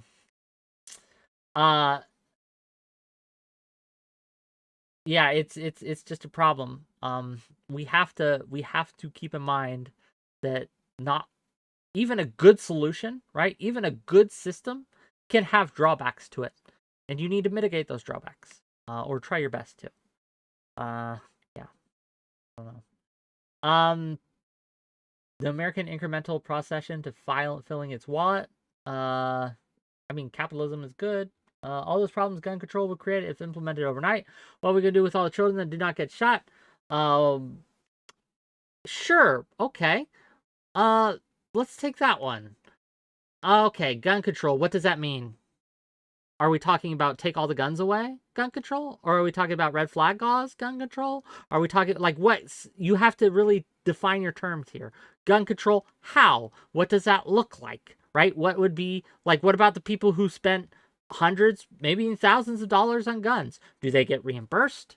Or do they just shit out of luck? Is that just and fair for them? The people who use guns responsibly? You take all the guns away. Again, what are people left with when they're assaulted? Women, handicapped individuals who get assaulted on the street, but now no longer are able to have a gun to defend themselves. What are they supposed to do? Right? There are problems with this that we have to keep in mind. And yes, while you may say that the solution is better than what we have now, and I would agree with you overall, like it's just not that simple. I really do hate this simplistic, like, oh, this is just better and we just need to do it. We can snap our fingers and get it done. It's just not true. I just don't understand. I just don't understand, like, this need for, like, for the simple solution, right, to a very complex problem. Yes, I agree with you. Universal healthcare is better than what we have now, and we should work towards it, and we should start the process to going through that. But the process to get there is just as important as the outcome, because we want the process to be just and equitable as much as we can to make sure that people aren't disenfranchised, that this actually solves the problem it was meant to solve, right? And it just doesn't create more problems that we have to deal with down the road that you haven't. I don't know what a fucking good analogy is for this, so I won't make one. But you know what I mean? Like, the cure cannot be worse than the disease, and we need to work to make sure that doesn't happen. And incrementalism is the best way to do that. And yes, it's slower, but it's just better. It just works better. I don't know. I come back and you're not advocating for revolution? My goodness, Whick. Look, what happened to everyone knows that we need to overthrow democracy in order to protect democracy. Okay, if those people want to vote for bad things that we don't like, we need to take away their ability to vote. That's what we need to do. Roll tanks into Florida to stop DeSantis right now before he implements fascism. We need to do it first, gang, to make sure it's done right in an American way. What's this take? What is this silliness? I don't understand it. So what did I miss? Well, I'm just talking to emergency. But, oh, okay, amazing. Anyway, how's religion, God, etc. Oh, I wanna ask you, if I may. Yeah. How do you? Because this is when it comes down to brass tacks. Mm-hmm. This is why I'm no longer religious. Like, if you had to point to a single reason, this is why. Concept of hell. Eternal punishment. How do you justify that? A loving God willing to punish someone literally forever. How do I justify it? I don't know. How does this play into your theology? Yeah, I there's an analogy I always found appealing that now the more I think about it, the less comfortable with it I am. That R.C. Sproul liked to use. He used it in his book Holiness of God and elsewhere. And he says, traditionally we've understood that there's sort of scales of punishments. You do something bad enough against one person, okay, you get this punishment. You do something bad enough against somebody else who's sort of at a higher tier or is weaker than you. That's a Christian innovation in a lot of ways, but you get a worse punishment. And then there are things like treason against your country or against your country's leader that can be punished even with death. And so he says, like, he thinks that we sort of have a morally intuitive sense that there's a scale of badness of things that we do. And he analogizes that to sin, which he calls a kind of cosmic treason. That if there is a loving God who created you and you do intentionally flaunt him, sort of like as you were describing, right? This lowest tier that not many people may get to, this outer darkness, and the way that Mormons think about it. If you have knowledge of God and his goodness and you flaunt him and sort of slap him in his face, the way that R.C. Sproul analogizes it is that's a form of cosmic treason that is deserving of the worst conceivable punishment. So, I mean, I found convincing for a long time. It's not terribly convincing to a lot of people, and it's something that like I don't know if I've parsed out emotionally through the years, but that it's always sort of clicked with me that the idea that like um, no, there's, if you did reject a God, and you might get the way that Augustine and Aquinas describe it is that in rejecting God, you sort of get what you want, actually, which is separation from him, a kind of separation. Augustine makes really clear it's like it's a separation from his goodness. Like God is omnipresent in the classical theistic sense. So it's a separation from his goodness and his pleasure. Um, so, yeah, I mean, that's interesting. But I also That's not how it's described in Scripture, though. And just real quick, uh, $5 from Origin of Language to say, Whick, read David Origins great. Bentley's Hearts. That All all that shall be all shall be saved. saved. Yes, He I will was going. I was alleviate your getting there. Origin. misconceptions on the afterlife. Murky I was face. getting there. Okay. Origin. I haven't read it, So so David Bentley Hart is interesting. So I have a couple of Orthodox friends who are very much up his alley. He is very non-standard for the Orthodox Church, by the way. So if you run into, the Andrew from the Crucible types, he is not going to be your David Bentley Hart types. But DBH is going to offer a form of Christianity that suggests. Ironically, since he's Eastern, in a kind of Platonic way, that all being is ordered towards a sort of restoration to the good and to God, and that means that ultimately all things will be reconciled to him, and so that if there is any kind of punishment, it can't be and won't be eternal. It's a very interesting. The parts of the book that I've read, Origin will pin me on this. The parts of the book that I've read are very interesting. I find Christian universalism very appealing. C.S. Lewis always said that he really, really hoped it was true, that God ultimately did save that would be all, nice. but But he wasn't sure that it fit. It's not theological. Like, it isn't scriptural, right? It Right, isn't right. scriptural. It's like a lake of everlasting fire which sinners are thrown Well, into well, forever. David Bentley Hart, as Origin says, David Bentley Hart will try to convince you that it's more complicated than that. So there are people Maybe who want I to have to fight on read it this. and see if that's Um, But I don't. there's some there are some Mormons who actually will believe this too, who think that Yeah, you could advance through the tiers, if you will. yeah. Um, Okay. Well, that would make sense. I will say, like, oh, this is something I run into. Yeah, Temperate says it's not a mainstream belief. It's very much not a mainstream belief. David Bentley Hart is outside the mainstream for both his church and Christianity generally. Advancing through the tiers, there's a sort of misconception that comes up a lot, especially in Western Christianity and Catholicism specifically, that limbo or purgatory, which get confused, which are different things, are sort of middling places where you have a volitional opportunity to go up or down, and that's not really the Catholic Church's teaching on that.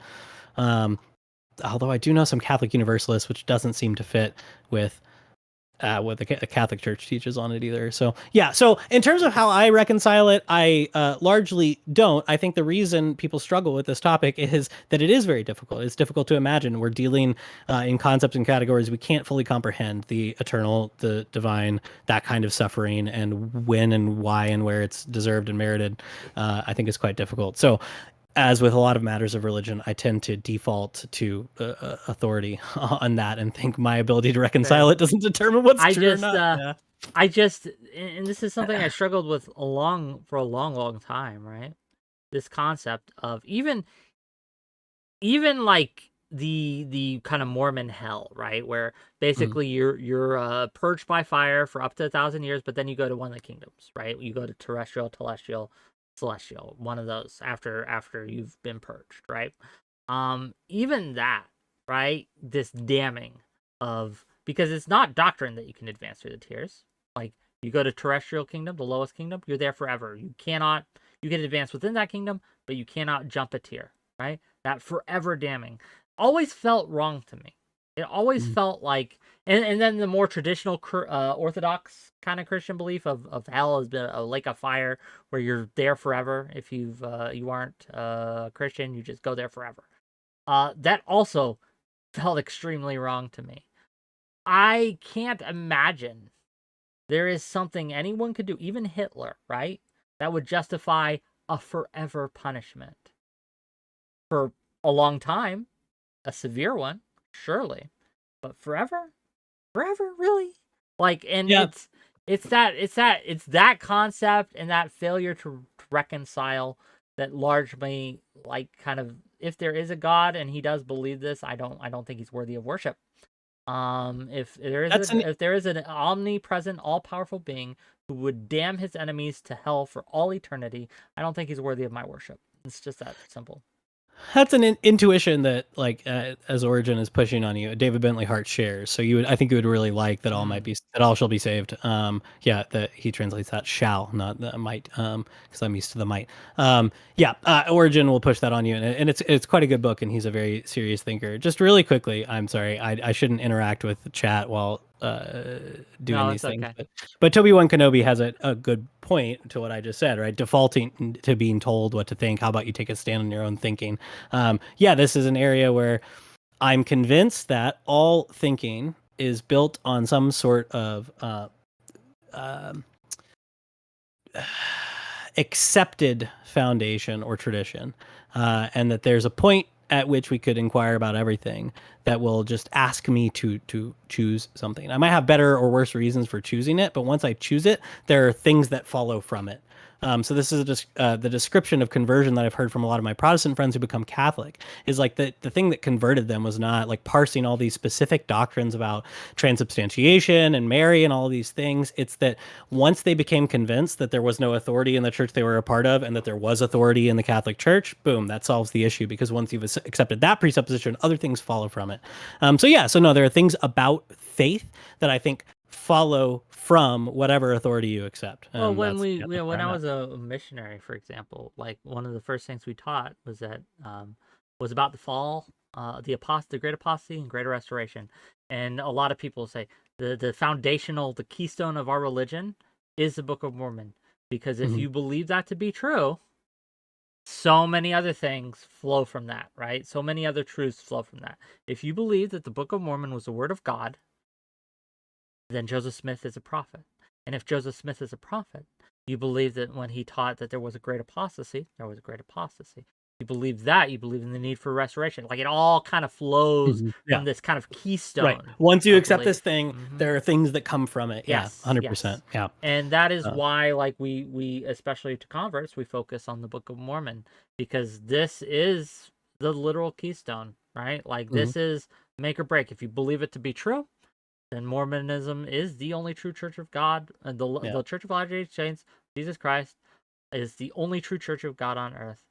And then you need to make a decision after that, right? Yeah. I Um, mean, similar, like I said with my Catholic friends, similar to people that I've talked to who have converted to Mormonism. It's like that, a lot of Mormon converts will talk about this, like the inner light stuff. Like, yeah, once it appeared to me that this was just true, yeah, these things followed. It was like a no-brainer. Like, I had to get baptized and join the church. Like, this was not even a question.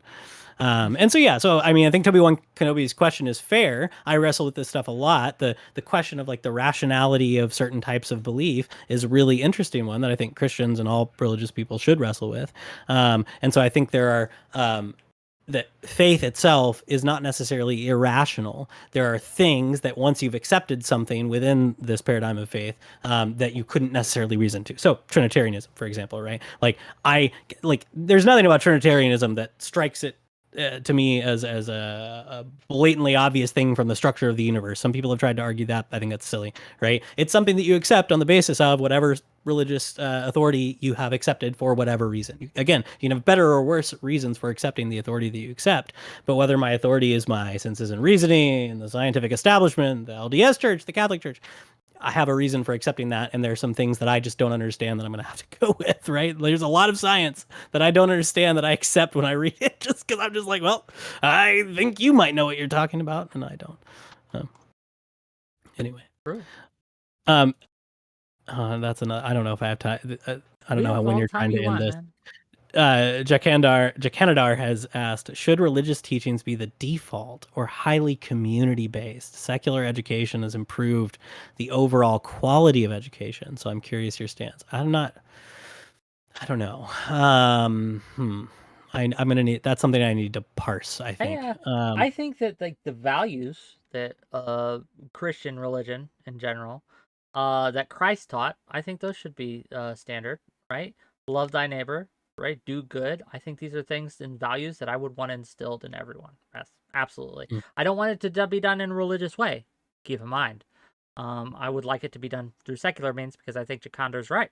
And that secularism, this idea, I think the idea of allowing other people that don't believe that you believe to exist and to be in your spaces is actually a very Christian view. Mhm. I'm talking old school Christianity, Jesus Christ Christianity, right? I think that's a very Christian view. I think that kind of idea of like tolerance and acceptance that Christ preached is something we need more of. And I wish the secular world would have more of that too.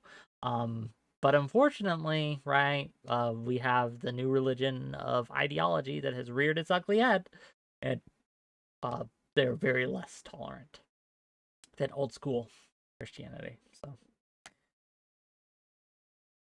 Yeah. I mean, you mentioned earlier sort of the social benefits of religion and sort of the social goods of religion to the surrounding community. An example that gets, I think, misused a lot in right-wing circles is the historical precedent of like Benedictine monasteries and the sort of work that they would do in their surrounding communities. But I mean, I think that's something to me that is a real model for how Christians should live, because it wasn't necessarily at the time in the communities they were serving. Yes, most of these people were part of the church. That's true, but it wasn't like a contingency thing. It wasn't like, have you showed up to church? Okay, now you get your bread or whatever the services we're providing for the surrounding community. It was, this is what God calls us to do, and we're going to do it. Yeah, so I think that's a strong appeal, again, from like the St. Basil sermons as well, that like this is just what Christians should be doing. There's this old Baptist-y hymn that's like, they'll know we're Christians by our love, which is a quote from the New Testament. I don't think that's often true, yeah, but it should be true. the It worst should be. thing to happen to Christianity and religion in general was its takeover by the state. I think the state and its workings with Christianity has poisoned it. Maybe irrevocably, unfortunately. And that is really sad to me. The early Christianity, right, of being uh open, accepting, doing good for goodness' sake, right? Those are all great things, and we have lost sight of it. Christianity has lost sight of it by becoming a state power, right? That has been used to enforce the morals of quote unquote their version of Christianity on everyone else. And I think that's unfortunate. Yeah. Anyway, you're muted on your end. Okay. Yeah, sorry. I just there were children in the background, All so good. I am gonna need to go, I think, so I can I understand. be a good father and assist with my children. Where can people find you? So I don't really stream anymore, but I've decided my preferred mode of content creation involves me thinking and writing for a long time. So I've been writing at on Substack, a place called Everything Was Beautiful. It's a 𝕾𝖍𝖎𝖙 quote. I love it. So it's everythingwasbeautiful.substack.com. I basically just write about the books that I'm reading or thoughts that I have on these sorts of issues. So always happy to engage with anybody who comes to the comments there to fight with me. Well, thank you for coming to me with this topic. I really enjoyed it, and I appreciate you being here, my brother. Oh, thanks for having me. You Again, going to the I next hope I didn't. TwitchCon?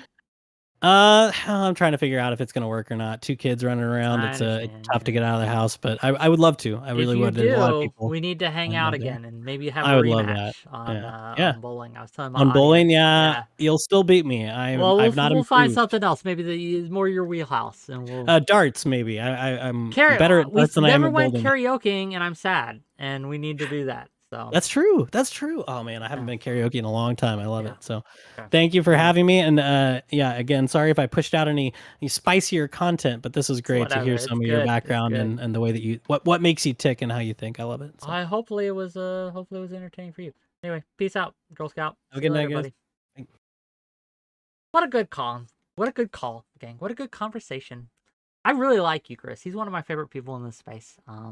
Very old school kind of Whick content, gang, where we used to have two viewers, and him, Socrates, and others would come on, and we just talk. It was really good, really interesting discussion to have. I again, I would be dishonest with you, my audience, if I didn't say that a lot of the values I hold stem from my upbringing, which was religious in nature, right?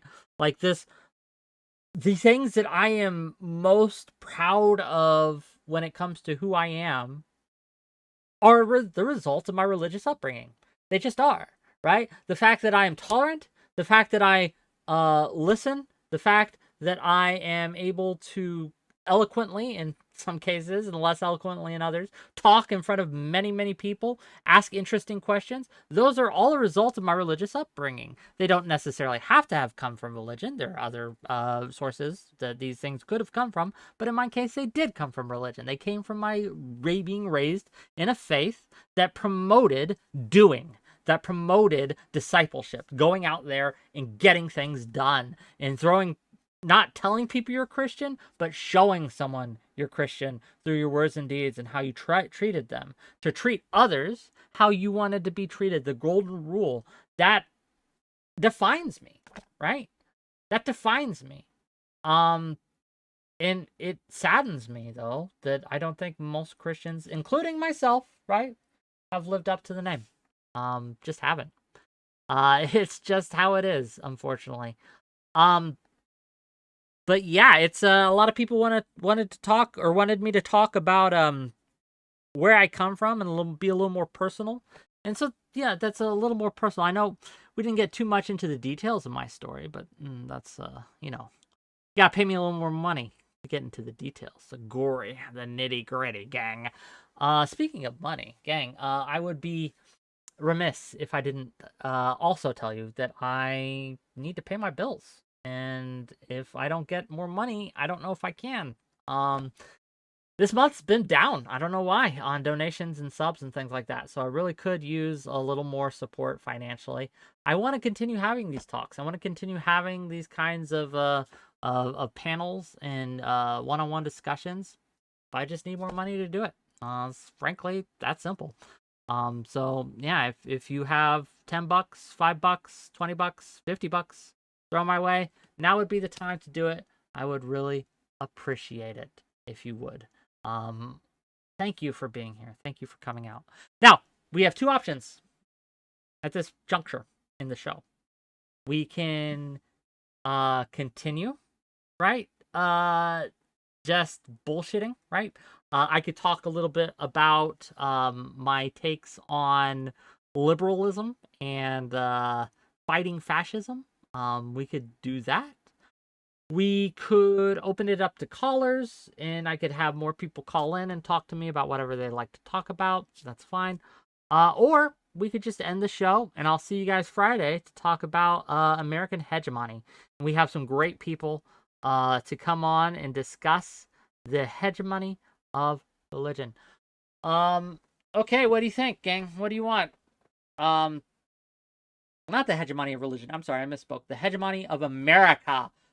Red, white, and blue. I don't have DNA. I have USA, right? Like, we're gonna have it's gonna be a larger panel actually than I normally do because I had so much interest in this one. There are so many people who wanted to fight against it and fight for it that I've had to open it up more. I guess I didn't have to, but there's so many people who complained like, "Oh, please let me on this. Oh my God, please!" and begged and screamed and pleaded that I had to let them in. Right? We're gonna have Katie on Friday. Katie's gonna come. I'll let you guess which side she's on. We're going to have Omar from Third Rail with Omar. He's going to come in against American hegemony. He originally said he was for it, but then he changed his mind. Betrayal, gang. So that'll be fun. We got not Eli Monty. I'll let you decide which one he's going to come in. And we have STV Philly. Those are our antis, okay? That's team anti-hegemony, anti-America, okay? That's the team. So we have needed to gather some soldiers to fight against that. So I have done so as well. It should be fun. Yeah, that'll be Friday at 6 p.m. Eastern. Yeah, that'll be great. First time watching my stream. How old am I? I'm 39 years old. That's a lot older than most in this space. My 40th birthday is coming up, gang, in July. Honestly, probably won't stream on my birthday. It's weird when people stream on their birthday. It's your birthday. Go out, have fun, do something, have a birthday stream on a day that's not your birthday. I don't know. That's weird to me. That's weird to me. I get it, because you get a lot of gifts, like it's the potential for gift subs coming in and things like that. That's great. Oh, and $5 from Drexel love your content, sir. What do you think about the Roman Catholic Church takeover of Christianity and the slaughter to all who oppose them? Evil? Close to it. I think that this Roman Catholic Church was a statist takeover of religion. The Nicene Creed and things. Ukerist is going to hate me because he hates this take of mine. But that was a statist takeover of religion in a lot of ways. The Holy Roman Catholic Empire did terrible things for Christianity. It was a poison that we've never entirely gotten rid of. A problem, if you will, right? Where Christianity is by design, right? Like the at its core, right, is to stand up against these kind of evil power structures, these unjust hierarchies, as an anarchist would say. That's what it's designed to do, right? That at its core, Jesus Christ was an agitator. He was an advocate against, he didn't care about the state power structures. He was combating the religious power structures of the time, right? The Pharisees and the Sadducees, who were the establishment, if you will, the orthodoxy at the time. He likened them unto whitened sepulchres. And to translate that for you, graves filled with rotten bones that had a nice coat of white paint on them to gussy them up, right? Lipstick on a pig, if you will, right? That's what he was fighting against. This idea of statist kind of orthodoxy, institutionalized kind of thing. Again, it got taken over. It got subsumed. And that's unfortunately. Kamikaze, thank you for the gift sub.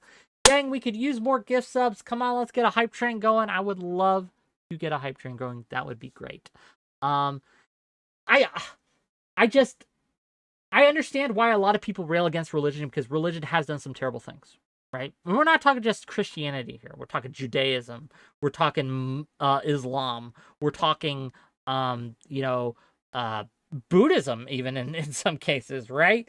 But at its core, usually the religion itself isn't the problem. It's the practitioners and the institution built around the practice of the institution. Again, we can quibble over certain theologies and certain doctrines, right? But for the most part, Christianity teaches, again, the core principles: to love God, love your neighbor. We don't love our neighbor anymore. And I wish to God we did. I would still be a Christian today, right? In the more traditional sense of Christian, not the kind of like proprietary blend, which I say that I still am, simply a follower of Christ, a disciple of Christ. I would still be a practicing Mormon if they followed that rule. People don't. Pinkwog says, but institutions also change the people inside of it, so if people inside are a certain way, it's a reflection of the institution, right? Yes and no. It's a struggle. There's a push and pull, a tug of war here. If any institution can be corrupted from the inside out, much as like any institution can influence, like the institution influences those inside it, and those inside it influence the institution. It's always a struggle. There's always a problem. There's always an issue. And in fact, this is the explanation that a Mormon would give for the original fall of the church, is that the people within the institution of the church at the time poisoned the institution, and without God's direct influence, it fell to apostasy, into evil. And we need direct guidance from God, or else this will always be the case with an institution. It will fall to bad actors and evil, and when it comes to religion, things like that. I was Ariana A. I am a non-practicing LDS members. So, yeah. Yes, Binks BB says, aren't you not supposed to say Mormon anymore? Yeah, but that's silly. Look, in the 70s, that was our whole tagline, meet the Mormons, right? That was the whole thing was, hey, we're the Mormons, come meet us, we're great. And now they're like, oh, well, that's a slur. I think the current prophet, the leader of the church today, I forget his name, said, oh, don't use Mormon anymore, that's a slur.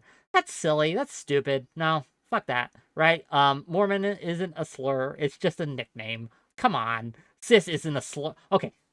I guess we'll tie this into the larger political discussion too. Cis isn't a slur either. Come on. Come on. Gang, stop this. This is nonsense. Nonsense. Look, here's the hard truth. A lot of you are going to have a big problem with this, okay? But literally any word, any marker can be used to make fun and belittle you.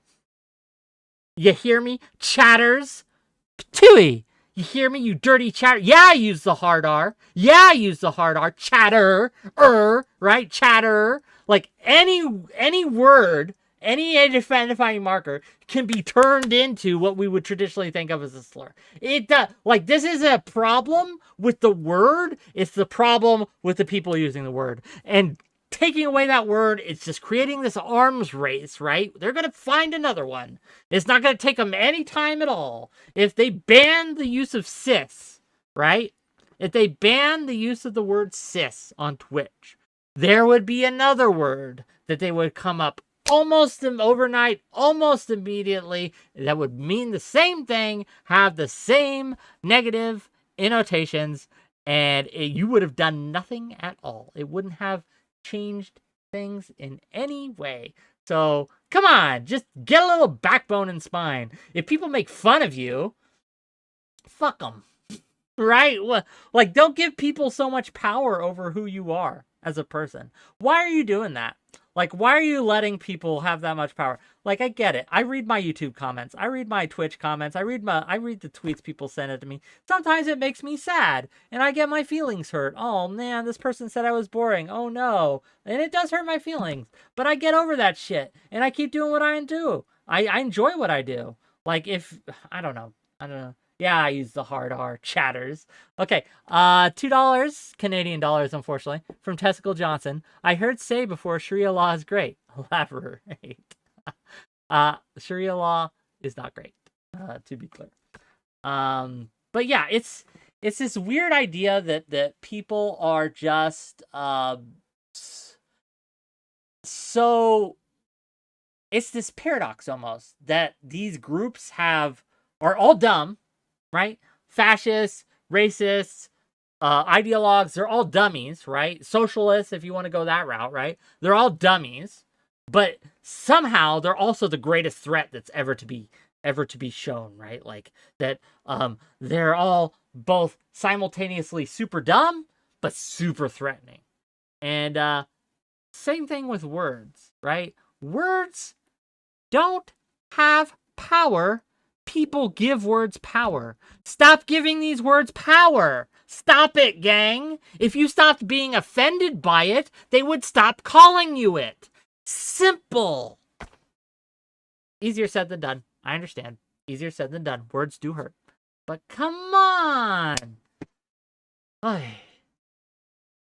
A baby driving a semi is still dangerous. Why are you how is the baby reaching the pedals? What kind of weird baby is driving a semi-truck? Like, what kind of semi-truck allows a baby to drive it? Like, to get pedals that could steer the wheel and things like that? What super babies are driving these semis, okay? Like, I've never seen a baby able to drive a semi. Maybe you've seen a baby that's capable of driving a semi-truck. I don't know. What are they feeding babies these days, okay? What kind of growth hormones are in the Gerber's baby formulas and things that are making babies grow so big that they can drive semis? I don't know, but it is what it is, right? Like, it's a thing. It's a self-driving semi-truck driven by a baby. Well, if it's self-driving, then the AI is going to do a better job than you or I, so it is what it is. Jojo says, I recall being told sticks and stones can break my bones, but words will never hurt me. Oh, no. Sticks and stones can break your bones, but words can destroy generations. Words are literally genocide, okay? Words, if you use this ableist language, people are going to literally die, okay? Hanging this flag outside of the president's house, right? The White House, the kids are literally going to be groomed, okay? Literally groomed. That flag, the LGBTQ flag, hanging outside the White House is literally grooming your kids. All the kids are groomed now. Like, I wasn't trans before, gang, but then I saw that flag on the White House. Now I'm trans. It's crazy. What? No. Come on. Yeah, someone calling you retarded isn't going to make you retarded. Unfortunately, a lot of people start acting retarded over the word retard, but is what it is. That's why I ban it. That's why I ban it in my Discord server. You can't use that word in my Discord server. Not because I think it's a slur or because I think it's particularly harmful. It's because people who can't help but use that word usually start to act retarded, and I don't want that in my server, so I keep it out. It's a paradox, but it works for the most part. So, it is what it is. A thief can steal your stuff, but a liar can kill you. From Temperate Takes. Interesting. I mean, yes, that's true. If you believe in a lie, you can kill you. But here's the thing, gang. Even if you never believed a lie, even if you've never, if all your takes are the best takes, one day, and I know this is hard to hear, one day you're going to die. Time comes for us all. Time is the great enemy and will kill us all one day. Whether you live a good life or a bad life. Whether you get the vaccine or you don't get the vaccine. Whether or not you exercise and eat healthy. Whether or not you use racist swear words or not. It does not matter. You are going to die. It's scary. It's scary. It's hard. It's not something we want to think about. But we are all, every single one of us, destined for the same place. The grave. It's what we do, right? In the meantime, right? It's how we live between the birth and the death that I think is important. Can we talk about hedonism for a minute? I'm not a hedonist. I'm pretty anti-hedonist. This is something that I think has replaced a lot of religious thinking. We talked with Ukerist about religious thinking in general, right? How that has kind of grown outside of proportion and kind of broken the bounds of religion in general. Like religious thinking, whether you believe in God or not, most people have a religious form of thinking. But those who don't fall prey to, I think, another trap. Hedonism. It's a problem. Not a solution, gang. And I know a lot of people are going to give me shit for this, right? But it's nice to feel good. It's nice to take pleasure where you can. But what hedonism is the pursuit of pleasure before all else. And I think that's a problem. Like, it's causing us to go into these weird spirals of just unproductivity, not doing anything with our lives. Maybe this is a right-wing coded take too. I don't know. But I think that people should be striving for something beyond themselves, beyond who they are as a person, beyond you. Like, we have to separate, like, this highly super individualistic thinking that we all have to a degree. It hurts my feelings, therefore it's bad. That cannot be our level of judgment here. We have to look beyond who we are. We have to look at a higher perspective. Now, those higher perspectives, because I'm not a collectivist by any means, those higher perspectives need to take individuals into account as well. Absolutely. But this all or nothing, this kind of binary thinking of like, no, it's all individualism or it's all collectivism, nothing else matters. Again, I reject that. I reject that overall. Completely. We want simple solutions. complex problems in the world, but there aren't. I wish there were. I wish to God there was a simple solution to the problems that we have today. The problems of institutional and systemic racism. That's a problem, gang. I wish the solution was simple. It's not. It's super complex, and we have to be careful in fixing the problems that we do not create worse problems. Affirmative action was a solution put forth as a possible mitigation, but that has just caused more problems. The cycle continues. Like, we are continually kicking the can down, doing this combination of kicking the can down the road, and then also like destroying entire institutions in order to like problematic institutions, to be clear, but then building something that's not better, right? Like, we got to stop this. 𝕾𝖍𝖎𝖙 Wolf, Whick was raised Mormon, so many things make so much sense now. Yeah, I was. I was raised in the LDS. Has affirmative action caused more problems? Where was it implemented that it caused more problems? Colleges, racial preferences and admissions. We talked about this last week on my show. You should go check it out. I think that has caused more problems than, yeah. This is a talk we had last week. That's why I referred to it. So that's me. Temperate Take says, in a lot of ways, heathenism is a form of self-harm. Agreed. Toby1 Kenobi, move from spirituality and religion to science, psychology, history, politics, and stuff. It's all tied together, right? Like, I think that people's religion informs their ideology and politics, and I think vice versa. People's politics also informs their religion or lack thereof, right? I think it's we want to disentangle these things that are just entangled right now.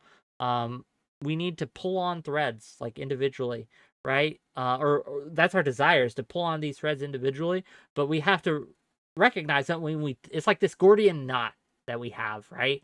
And yeah, sure, the apocryphal solution of just cutting it in half with the sword, like Alexander the Great did, feels good, but it doesn't really solve the problem, right, that we have. We can't really cut ourselves in half. Wish we could. But no, we have to recognize that any string we tug on, there's going to be other things connected to it, and that could cause all sorts of the law of unintended consequences. I'm just ranting at this point, gang. I'm just rambling. I apologize. It's been a day.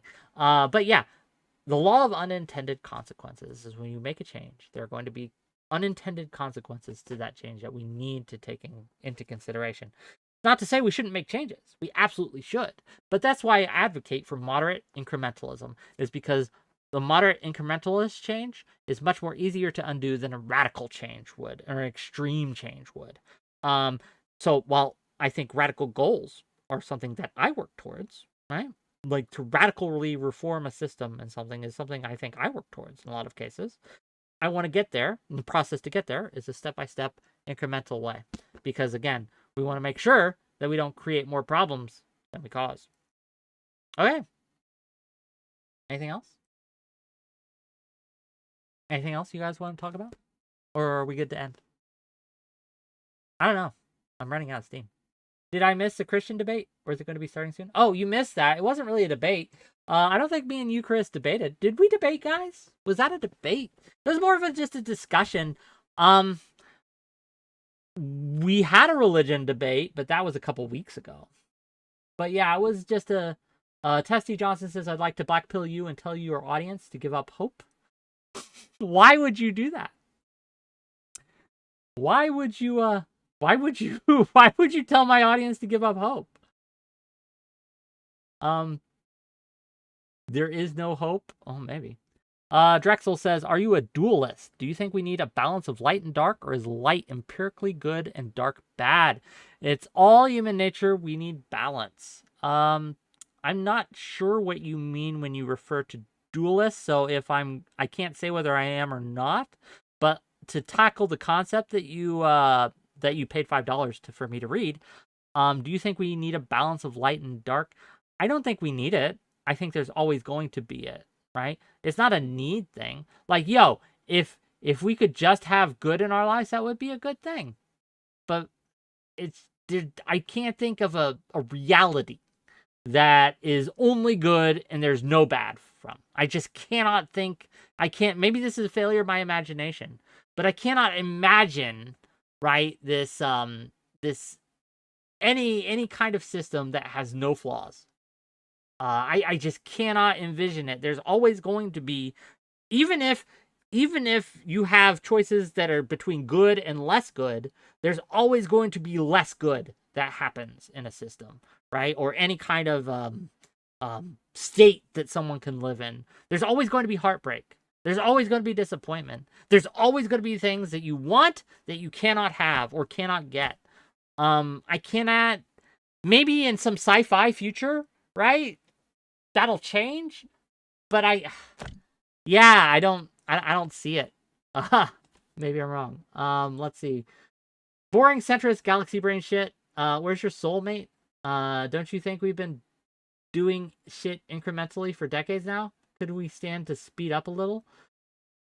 Oh, we have been doing things incrementally for decades now, and it's gotten, for the most part, better. I think it's been a success in many cases. Things are already fucked up. This is the perspective of a person who doesn't suffer it.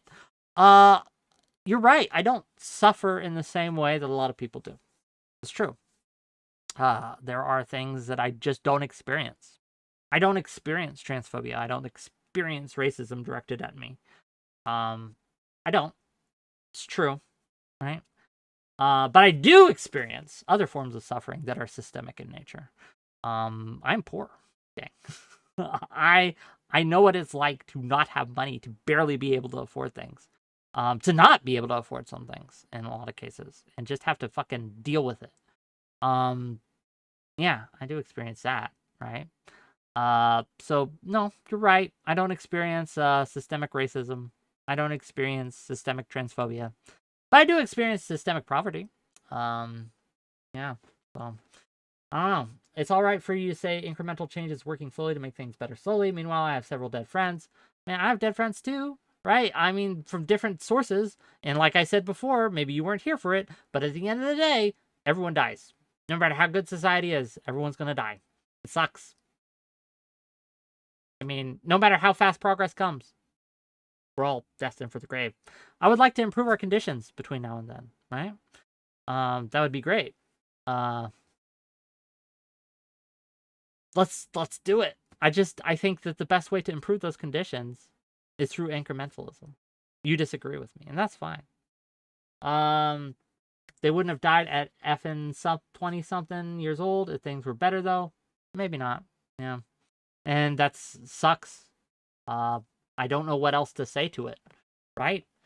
It's the war in Ukraine, for example, right? Like, if I could snap my fingers and undo the war and beat the Russians, I would. But I can't, right? Like, if the US went balls to the wall, right? They put men, material, and ammo, right? Not just in the Ukraine's hands, but sent the full force of the United States military to stop that war, we absolutely could. That war would be over. But if we do that, there are problems that arise, right? There are problems that will arise that we'll have to deal with and things. It's a balancing act, right? Oh, I don't know. Okay. I'm hungry. I'm tired. Tomorrow's off. Tomorrow I have off. I'm not streaming. I will be on a podcast tomorrow at 8 o'clock. The Purple Pill podcast or something. What's it called? Let me get this exactly right. I'm not gonna stream it. Hold on, give me a second. Let me find the name. Purple Political Breakdown podcast. Okay, the Purple Political Breakdown podcast. I don't know what it's about. They invited me on it. I decided to accept. I'll provide a link in my Discord. Gang, if you want to be a part of my Discord, you can. Here is the exclamation point Discord. I will provide it also to the YouTube chat and to the Kick chat for all 4 people watching me on Kick. Beautiful. Gang, if you want to be part of my community, click that button, accept the rules, play nice. You know, we like debate, but you know, play a little nice with it, right? That'd be great. If you like what I do, follow me, like my shit, subscribe to my channel, give me money. Could use money. I am great. You're great, Drexel. You're great. 𝕾𝖍𝖎𝖙𝖘𝖍𝖔𝖜, you're great. I want to, like, give me a minute. I want to praise 𝕾𝖍𝖎𝖙𝖘𝖍𝖔𝖜 a little bit. 𝕾𝖍𝖎𝖙, there's a lot of people who talk shit about Whick. There's a lot of people who talk shit about Whick. But they won't come to my chat and talk to me. 𝕾𝖍𝖎𝖙𝖘𝖍𝖔𝖜, regardless of what you think to her, she will come on my show and talk to my face. And respect, mad respect for that. I wish more people would be like that. I wish more people who had a problem with me would come talk to me about it. Because I think, at the end of the day, we have less problems than you think we do. Like, with each other, to be clear. I really, truly believe that. So, yeah. Good on you. Can we take a moment to praise Katie? I know a lot of you don't like Katie. I know. I get it. She could be acidic. But she's my friend. Okay? And she's allowed to criticize me. Even vociferously. She's allowed to criticize me. It's okay. I don't need you to white knight for me. I don't. It's nice that you do. I do like it. I do appreciate the defense. But I don't need you to. Like, if I have a problem with what Katie says or does, I will tell her. I promise you. I will let her know. So yeah. Okay, with that, we're gonna read out. Let's go to Nina. Go say hi.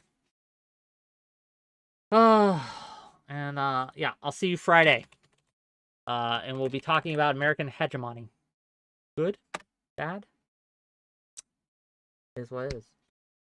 Thanks again for the donations. Thanks again for the views and the likes. And yeah.